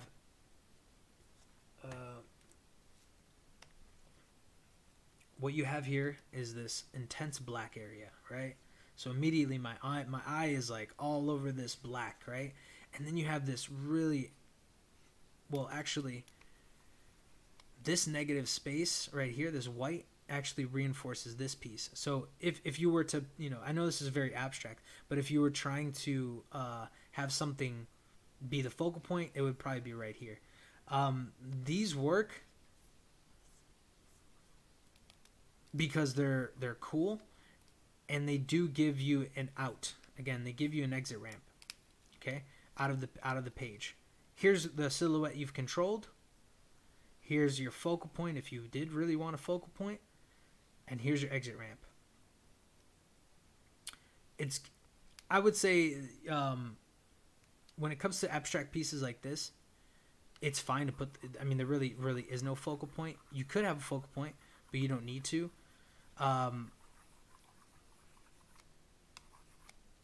But I would probably move the focal point towards the middle more if you did want a focal point towards the middle, or towards, you know, actually towards the end, so that way your eye's moving. You know, you're using design to reinforce where you want the eye to go, and then it goes into the focal point, and then everybody gets the picture, and then they get to, you know, leave on their own time. Okay, so like I said, this piece, if you kept this element to it, and you created different silhouettes like this, so not this specific element, but if you added, you know, similar elements in different design patterns, so I'm going to make it go horizontal this time, or I'm actually going to make it go diagonal this time, or I'm going to, you know, these, you know, maybe four, pick something from this piece that you can repeat in other pieces, And I think the reason why I picked this is because these are very visually pleasing. I do like the way that they look. They kind of look like little birds, and like this one looks like a crow or a phoenix or something. So like these look really cool. And then you have these like gray areas, so it kind of looks like it's shading, and it's the saturation is at the perfect amount to still contrast with the black and with the white. So that's great. So I would take these little elements and then make them the repeating pattern, and then just make silhouettes, big black silhouettes that use negative space, to push an idea. And then, like I said, have those little things kind of just reinforce something, usually an exit point, or those could be your focal point.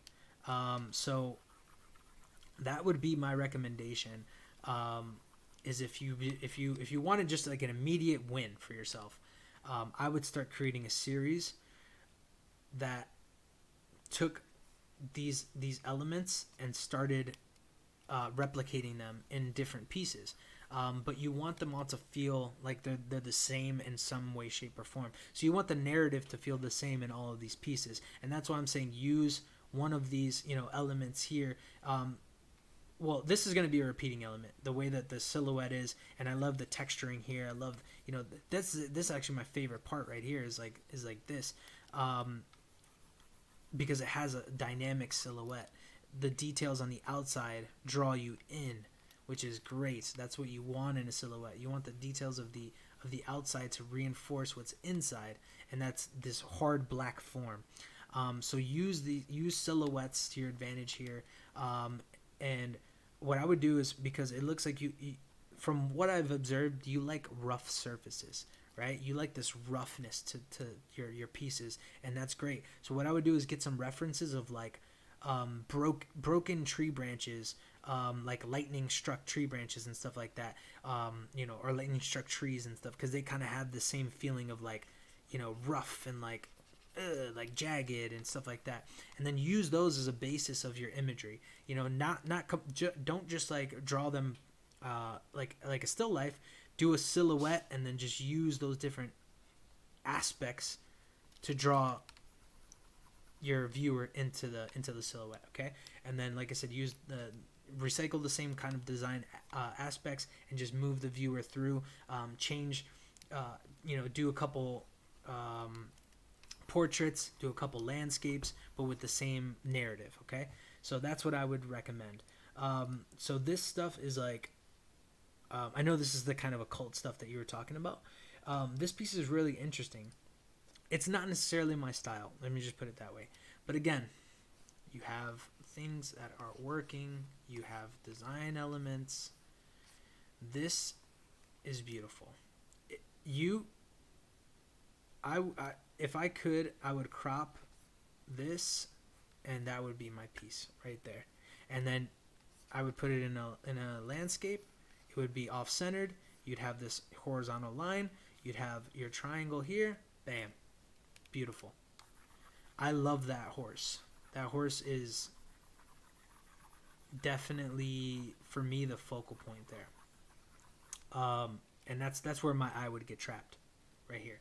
Not to say that the other pieces aren't working, but I think this just works to a certain level higher than the other pieces, okay? Or the other imagery here. And again, the splatter effect, use it for a purpose. Cast a direction. If you want the eye to move that way, use the splatter effect to move the eye that way. You want it to move downward, you know what I mean? Like, use that splatter and do it in a direction, and that's going to be more useful to you, okay?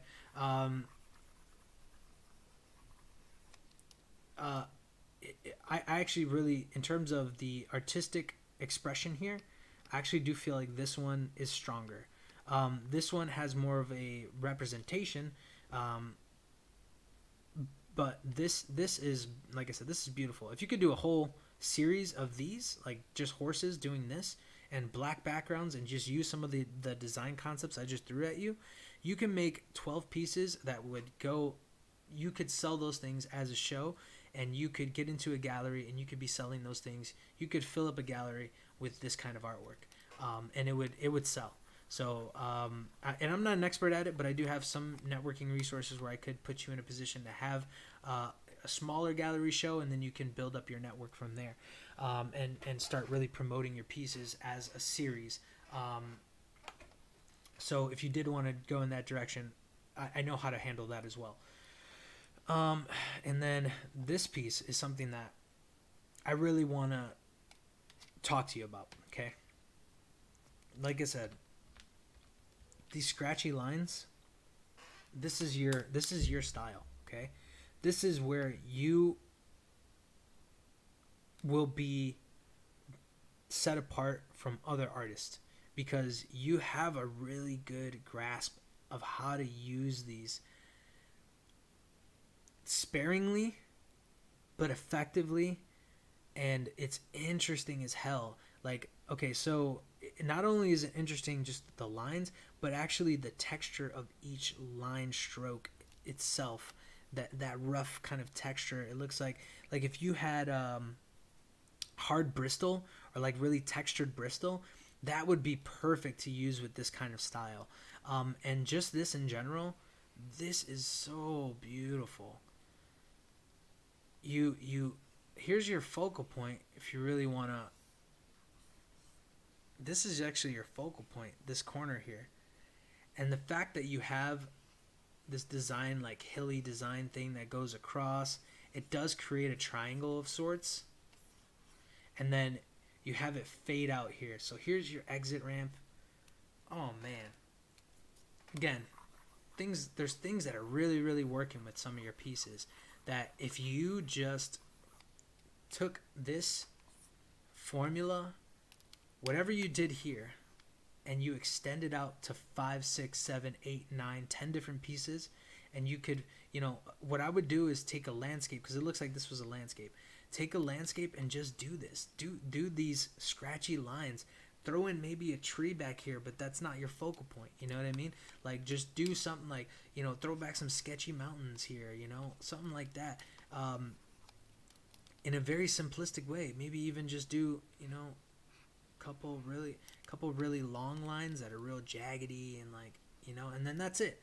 And then that would maintain that here's your focal point, and the texture of these scratchy lines will carry the viewer and carry you into a really satisfying completion. So again, I think this really works. This really works, and this, again, from long stroke into shorter strokes that have this like gradient kind of effect, wonderful. Do that with every single one of these pieces. Find a focal point in a landscape, start doing these scratchy lines to define the landscape, and then gradation with stippling and with shorter lines, and that is going to be that's going to be a gallery show for you. So this piece and this piece probably have the most potential to create a series right away. Like I said, I think if you made a series with these horses, killer. So those three pieces really work. The last one I want to talk about, and this will kind of wrap it up. I really like this piece, and this is a middle ground for me into. It's a middle ground of gallery and comic book style work. Okay, so this is actually really an example to me of how you could bridge the gap between those two things, and this is something that like you could make a career of being a comic artist doing stuff like this. Okay, so you have a good form. Just go over the design aspects. Again, here's success for you. Horizontal. You created a good design because you took the design elements, and you made them work together. You have these really cool lines in the background. That's your style. And then the form you actually drew was pretty accurate. It looks like what it should look like, which, it's kind of like a Grim Reaper kind of thing. It's very straightforward. It works, and then you topped it all off with this really interesting like wash. So that's what I would pair high contrast design and these washes. And that would be kind of the formula to creating really, really good pieces of comic book work. Okay? And it even looks like you have a comic template in the background. So this is very comic booky. Okay? This is very Mike Mignola. So I would really, really I would go look at this piece right now, and I would go remember just kind of the creation of this, and I would kind of try and solidify that into a process for myself. I would say, man, what was I thinking when I did this? How did I do this? What was from start to finish? How did I approach this? Okay, and then I want you to say, okay, I approached this really well. This is the approach I want for comics, and then I can solidify those things by maybe having a greater grasp of anatomy. Because if I did have a greater grasp of anatomy, what could I do here? I could add this really cool looking hand that's coming out if I wanted to. Like I said, this piece works as is, but if you dove in to a couple different aspects, you could create, some more depth here. You could have this little cool like orb thing, and then maybe it's, some liquids coming out from it. So it's, again, everything that you're going to do is going to follow this train of moving the eye downward, because that's what this whole piece is about. And you do have these kind of like it kind of looks like the Virgin Mary like little like Catholic eye, like beaming light things coming down, and that's cool because it kind of looks like a tarot card in a sense. So yeah, and you could even do like your own version of tarot cards and stuff like that, or playing cards with this style, and those would sell at a Comic-Con. Those would sell. You could use those in a gallery. It's actually something we're going to be doing, like little cards for Comic-Cons with our characters on them. So that's kind of the same approach here, but just really, really focus on design. Get your idea out. Say, okay, I want, my Grim Reaper character, and I want him to have a hood, and, I want him to, and then say, okay, well, in my next sketch, how am I going to improve that? Okay, well, I want him, or maybe it would work if he was in the corner of the page, and then, his arm came down, and it created that nice diagonal line moving around, or maybe I want, this kind of circular background, so that way it moves my eye, back and forth, and so each, like I said, take your initial concept, your initial idea, and work it to 5 different iterations, and then approach your final piece with as much information as possible, and as much how do I say it? Consciousness, with as much consciousness as possible. Be conscious about everything that you're doing with the piece, and I don't want to take away from the enjoyment of what you're doing, because at a certain point that's going to happen. When you're an artist and you're working on something, you're going to lose yourself in certain aspects of it, and that's what the wash is for. The wash here, like the kind of washy feeling that you're doing here, that's where you get to be expressive and creative, and that's what's working here. Is you have structure, you have design, and then you have your like expressiveness coming through in the different way that the wash kind of comes together, the light spots, the dark spots, the kind of watercolory effect that you got going there. That's going to be your that's going to be the creative, or the more expressive aspect of the piece. And so actually with that, I just kind of reminded myself of something that is a good point to go over. As an illustrator, you have to break down, because this is more of a technical process when you're an illustrator, okay? So, and it's a lot more monotonous than being, like, say, a gallery artist. If you're a gallery artist, you're really just painting from pure expression. And yeah, you might have a goal in mind, or a specific thought in mind that you want to get out there, but it's an expressive process throughout.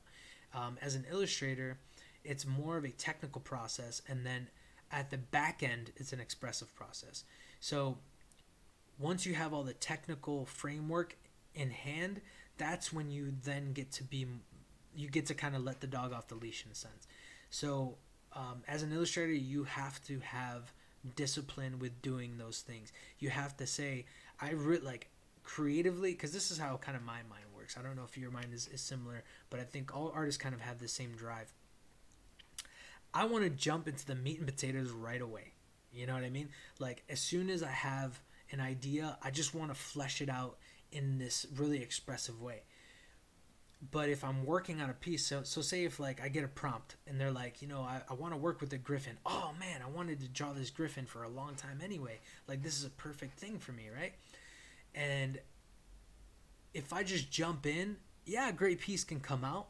But if I set all the pieces in motion first, I know at the end of time, at the end of that road, I'm gonna have a very competent working piece that even if they don't like a certain aspect of it, the design is gonna be so solid that it's gonna look good to them. To a certain extent, it's gonna look good to them. Even if there's some small details that they don't like, those things can be changed or whatever, altered, whatever the case may be. But you're gonna have the building blocks so securely in place that anybody that looks at it is going to find some value. So get the building blocks, like I said, get the framework in place. Learn what to do, how to put the framework in place, how to really reinforce the subject matter, and then be expressive after you've established all those things. Because as an illustrator, like I said, it's more purposeful. Everything is more conscious. There's more processes involved in terms of the thinking processes and of the creation processes. In terms of comics, you go from a conceptual script to a hard script to storyboards to dummy panels, which dummies are basically like it's a step between your pencil work and your storyboards, where you really flesh out, okay, this worked in the storyboard, but I want to add an extra panel here. So how am I going to change the design of the whole page to make this work? So you're either adding or subtracting. Is basically like your final sketch, and then you go into your pencils. And then from your pencils, then you go into your inking. And then from your inking, you go into your colors. And then from your colors, you go into your highlights. And then from your highlights, you go into your lettering. Or lettering can come sooner in the process, but typically it's either done by someone else. And if you're doing it yourself, like in your dummy phase and in your pencil phase, you should leave spaces for those things. So you should be aware of kind of where your dialogue is going to fit in there. So there's a lot, let me just put it this way. There's a lot of processes involved, okay? So you have to be very disciplined in working each process to a finalized endpoint, okay? So what I'm going to do is I'm going to show you now, I'm going to give you a comparison from, by the way, I actually want to buy this art, so give me a price on it. If it hasn't sold already, if it's not gone, you still have it, I do want to buy this. So let me know a price, because I want to hang that up. But what I'm going to do is I'm going to show you some of my work, and I'm going to show you, like in a certain sense, the process of how that's worked out. Just give me 1 second here.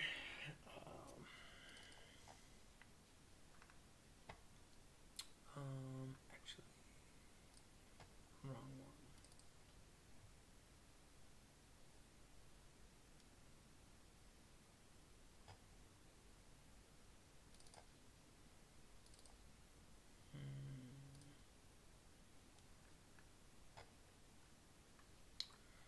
Okay, that's cool.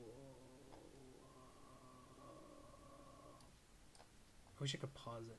I can't pause it because it's a screen capture video, so I can't pause that. But I just have to edit it at the end. So what I'm gonna do is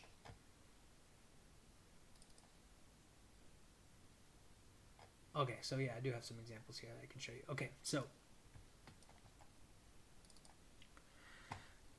so these are my dummies. Maybe I can show you some storyboards before that.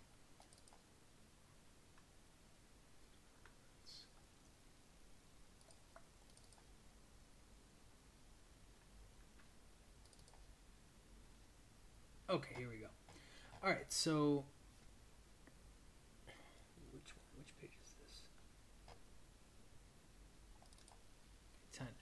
Okay, so here's my. This is actually more of a dummy, but it is like I've kind of compiled the two for this specific comic because there's not a huge need to have a lot of different processes. I can kind of get down the style and the forms a lot easier because it's not like a not like an action comic. It's kind of like a cartoony thing. So we have it's a lot easier for me to just kind of wrap my head around that. So this is actually my storyboard and it's actually my dummy. Okay, so let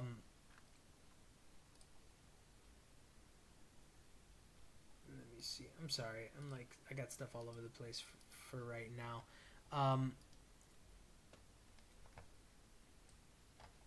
So that's my dummy.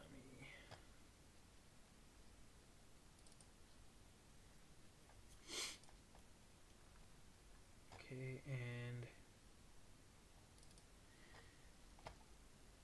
this is my line work. Okay, so I'm gonna put this down.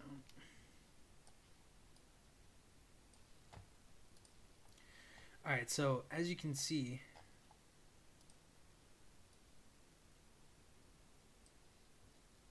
I went from this piece right here into this piece. I've made some changes, but really all I did was I just solidified the objects that were in here. And going over doing this, it just really helps inform the design of everything. So I know when I've done this, I've gone through and I've said, okay, how am I designing this? My triangle is right here. You have the squirrel. That's one focal point, but our main character is right here. So we want to just make sure that he's getting the spotlight here, and that's why I made this circle of squirrels around him. Okay, the squirrel's arm is pointing downward, so it's drawing you towards the main character, the focal point. I made the perspective of the room, so it's actually a triangle itself in terms of the viewpoint of it. And not everything is going to be exact. You know, not everything is going to be a straight up triangle. If it differs a little bit, that's fine, as long as the forms themselves represent something that has a design principle involved. Okay, so when I first started this, what I did was I said I'm going to go with the triangle that kind of like goes like this. So I made a point of reference here, and if you look at it, all these objects are actually headed back this way. So I made a stopping point here that forces you back in. It's the same way here. With this drawer, the objects would be coming outward and towards the focal point. With this window, I put this window here simply because it helps to reinforce with these lines moving towards my focal point. Okay, again, the poster moves downward towards my focal point. The squirrels surround my focal point. This squirrel right here, he's pointing towards my focal point. His whole body is pointing towards it. So everything in this piece is meant to draw you inward towards my sleeping dude right here, right? And then once I've figured those things out, all I have to do is ink everything, and it all comes together in a visually appealing way. And then I'm going to show you the final of it, because once the design aspect is fleshed out, you know, you're good to go with color. Go to flats. Oh, that's the wrong one. Go to...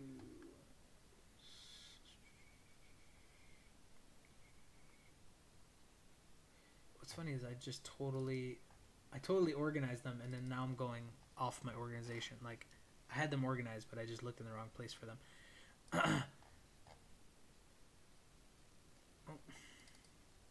So this is my color work. I do my own color work. Just so you know, I'm going to get rid of this bad boy and put this guy here so you can see in comparison here. So solid design turns into line work that works really well. And then I've made some shading choices here. And those are, you know, it's basically just for the continuity of the lighting. I knew the light was going to be coming through this window here. So what I did was I just created shadows that, you know, fit the lighting, but also, again, work back into where I want the eye to be, okay? And then with my color, I made sure my focal point is getting the most amount of light and attention here. So even though I have the squirrel here, I could have made, a really light kind of color and light come in. I chose to kind of outshadow him, even though it doesn't necessarily make sense. I wanted my focal point to be here, so that's where I put my attention. So doing things like that, conscious decisions, in the final processes of it. So like the color and and even the dialogue boxes. That's just gonna. It's all meant to reinforce what you did, 3 iterations ago. At your dummies, at your storyboard, at your line work. So that's what I'm trying to kind of just reinforce here, is that every step is essential to moving forward, and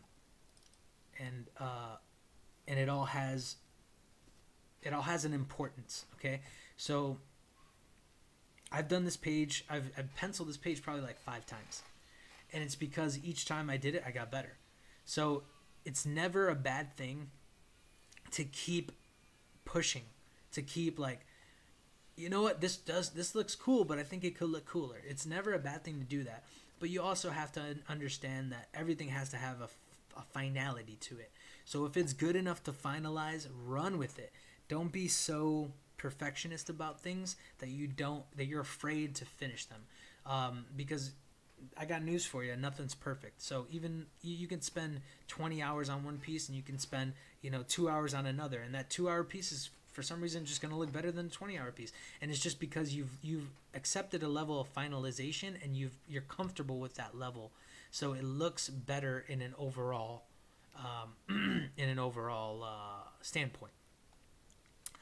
These are just some dummies from our upcoming comic, and I'm just going to show you really quick how the design elements that I was showing you take part in the actual comic book flow. So these are actually very unconventional panels. We do, in our first book, we have a lot more conventional panels, and that's because there's not really a lot of action.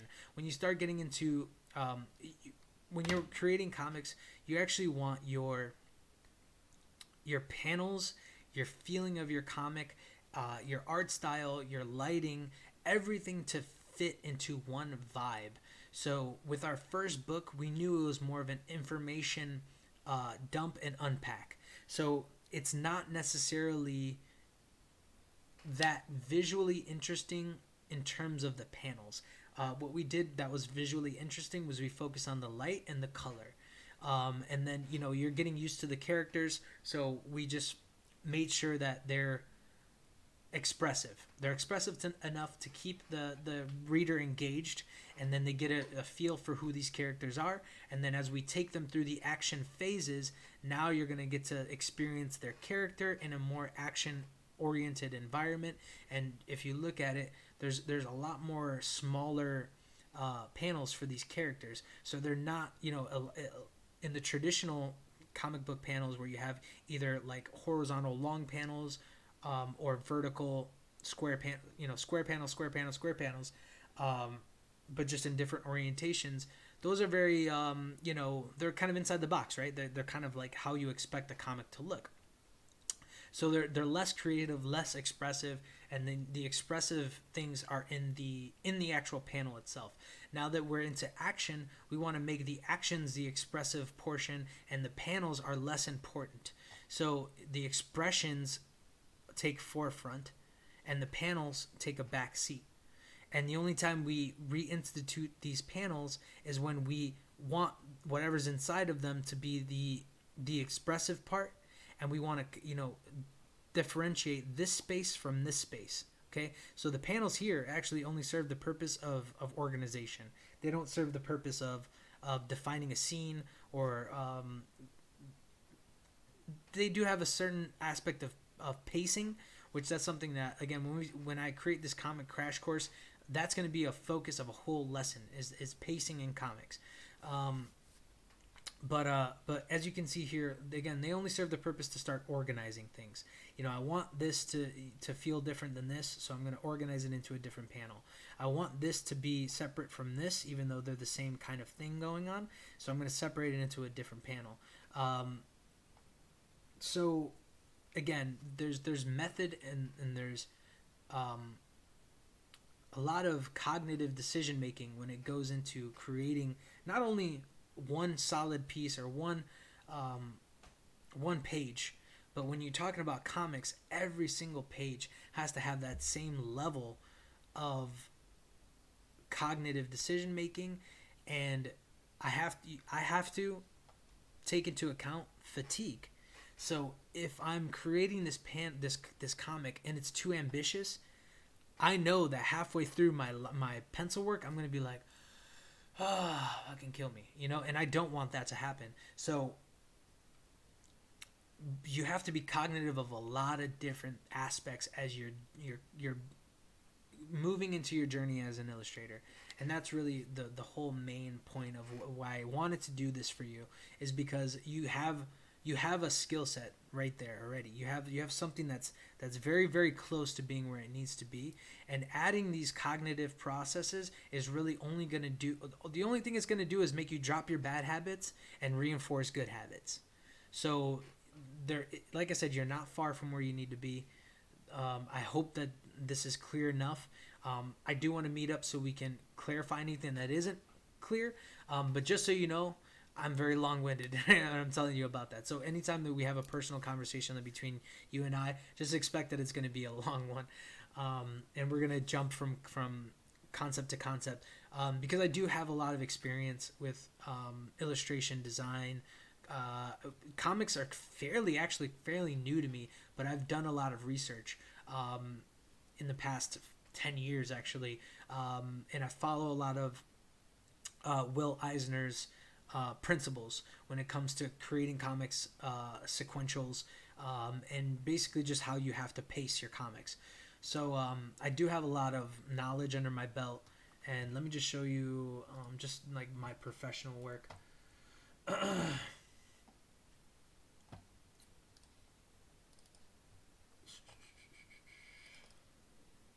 Okay, so this is kind of how I started for this company. Was doing things like this, concept pages. Basically, it was they had a character they needed me to flesh out. So they said, hey, here's what we want. They gave me some picture references, and they said, we want a couple different looks. We want her to look natural. We want her to look like a certain age little girl. We have this anime kind of style that we want integrated into our books. So it kind of gave me this just again, clear direction of what they wanted, and then they said, have at it.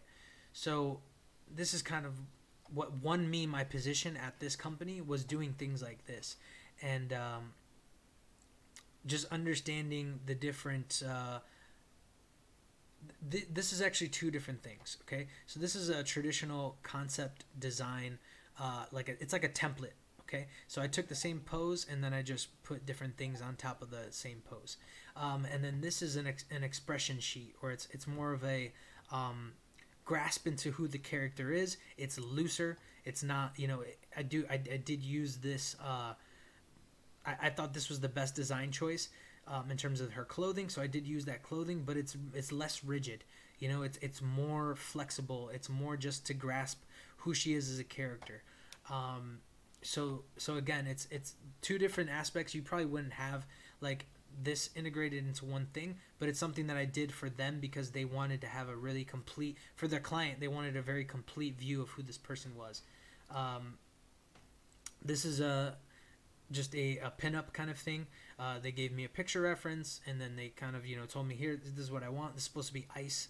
She's like a moth character that has like ice powers. So somewhat generalized, not extremely specific, but yeah, so I just went about kind of creating what they wanted. They gave me different aspects of it, and I just tried to create it to the best of my abilities.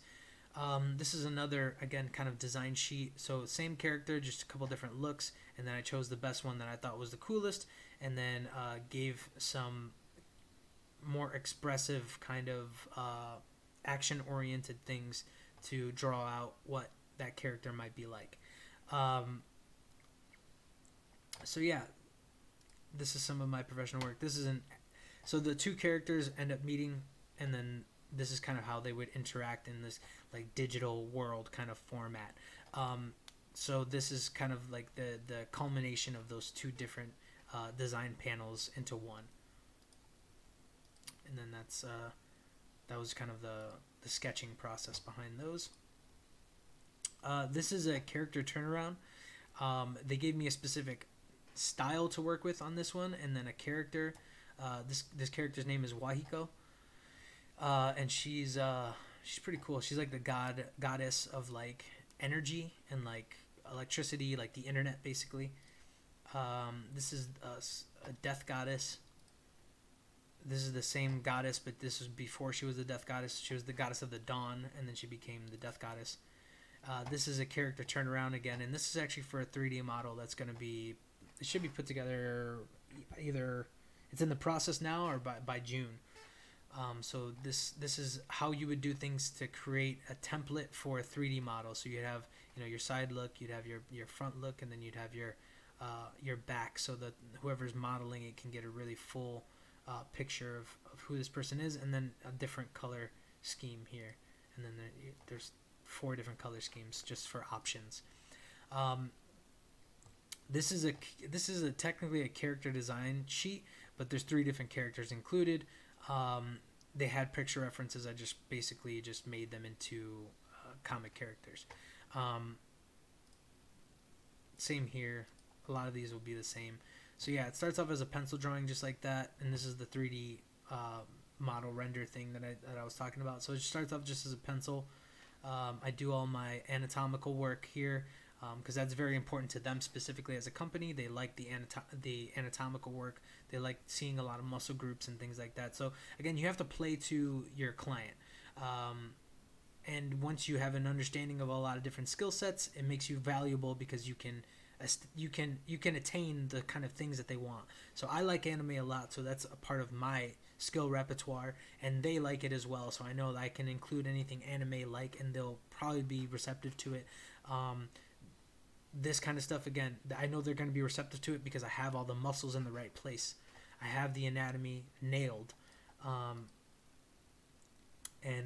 Yeah, again, character design sheets. This is actually for a spread book. So it's cut down the middle. It's 2 different pages. And this is the kind of sketch process that I would have for that. This is just more character designs. This is something that I would... these are thumbnails for a cover. It's actually for a splash page. So 3 different takes on the same, one description. And that's that Wahiko character that I was telling you about.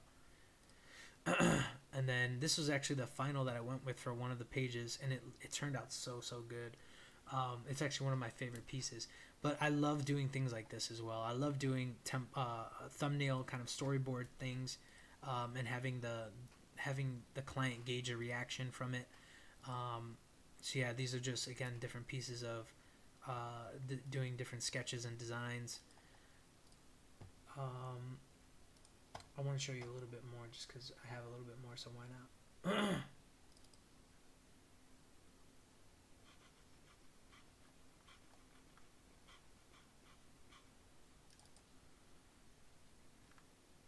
We're doing an animation for this, for a company in New Zealand, a TV company. So this is, they're doing an animation, so I just did the storyboarding of it, and this actually works as an animation.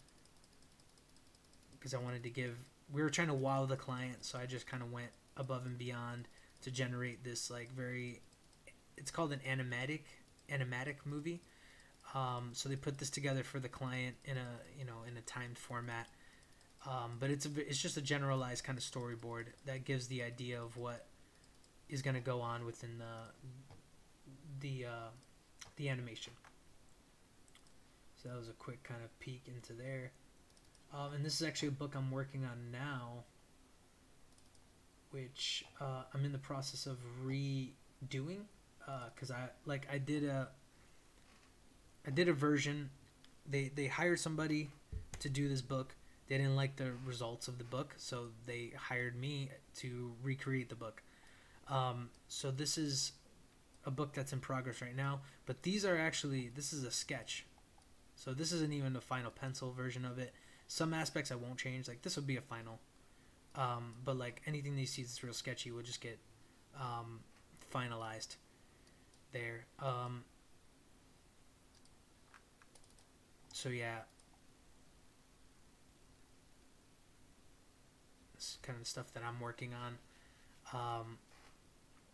And it's really a privilege to be able to do stuff like this. This is the kind of work that I've wanted to do, since I was a little kid. So these were the pencils. These were the other artists that they didn't really like, and I think it's because part of being a comic artist is telling a story. People don't understand that, or some comic book artists do not understand that. They don't understand that each panel is supposed to define what's going on in a chronological order. And if you just have random things going on, yeah, that might be fine for a fight scene if you are fighting, if you have one character just fighting a whole bunch of random enemies.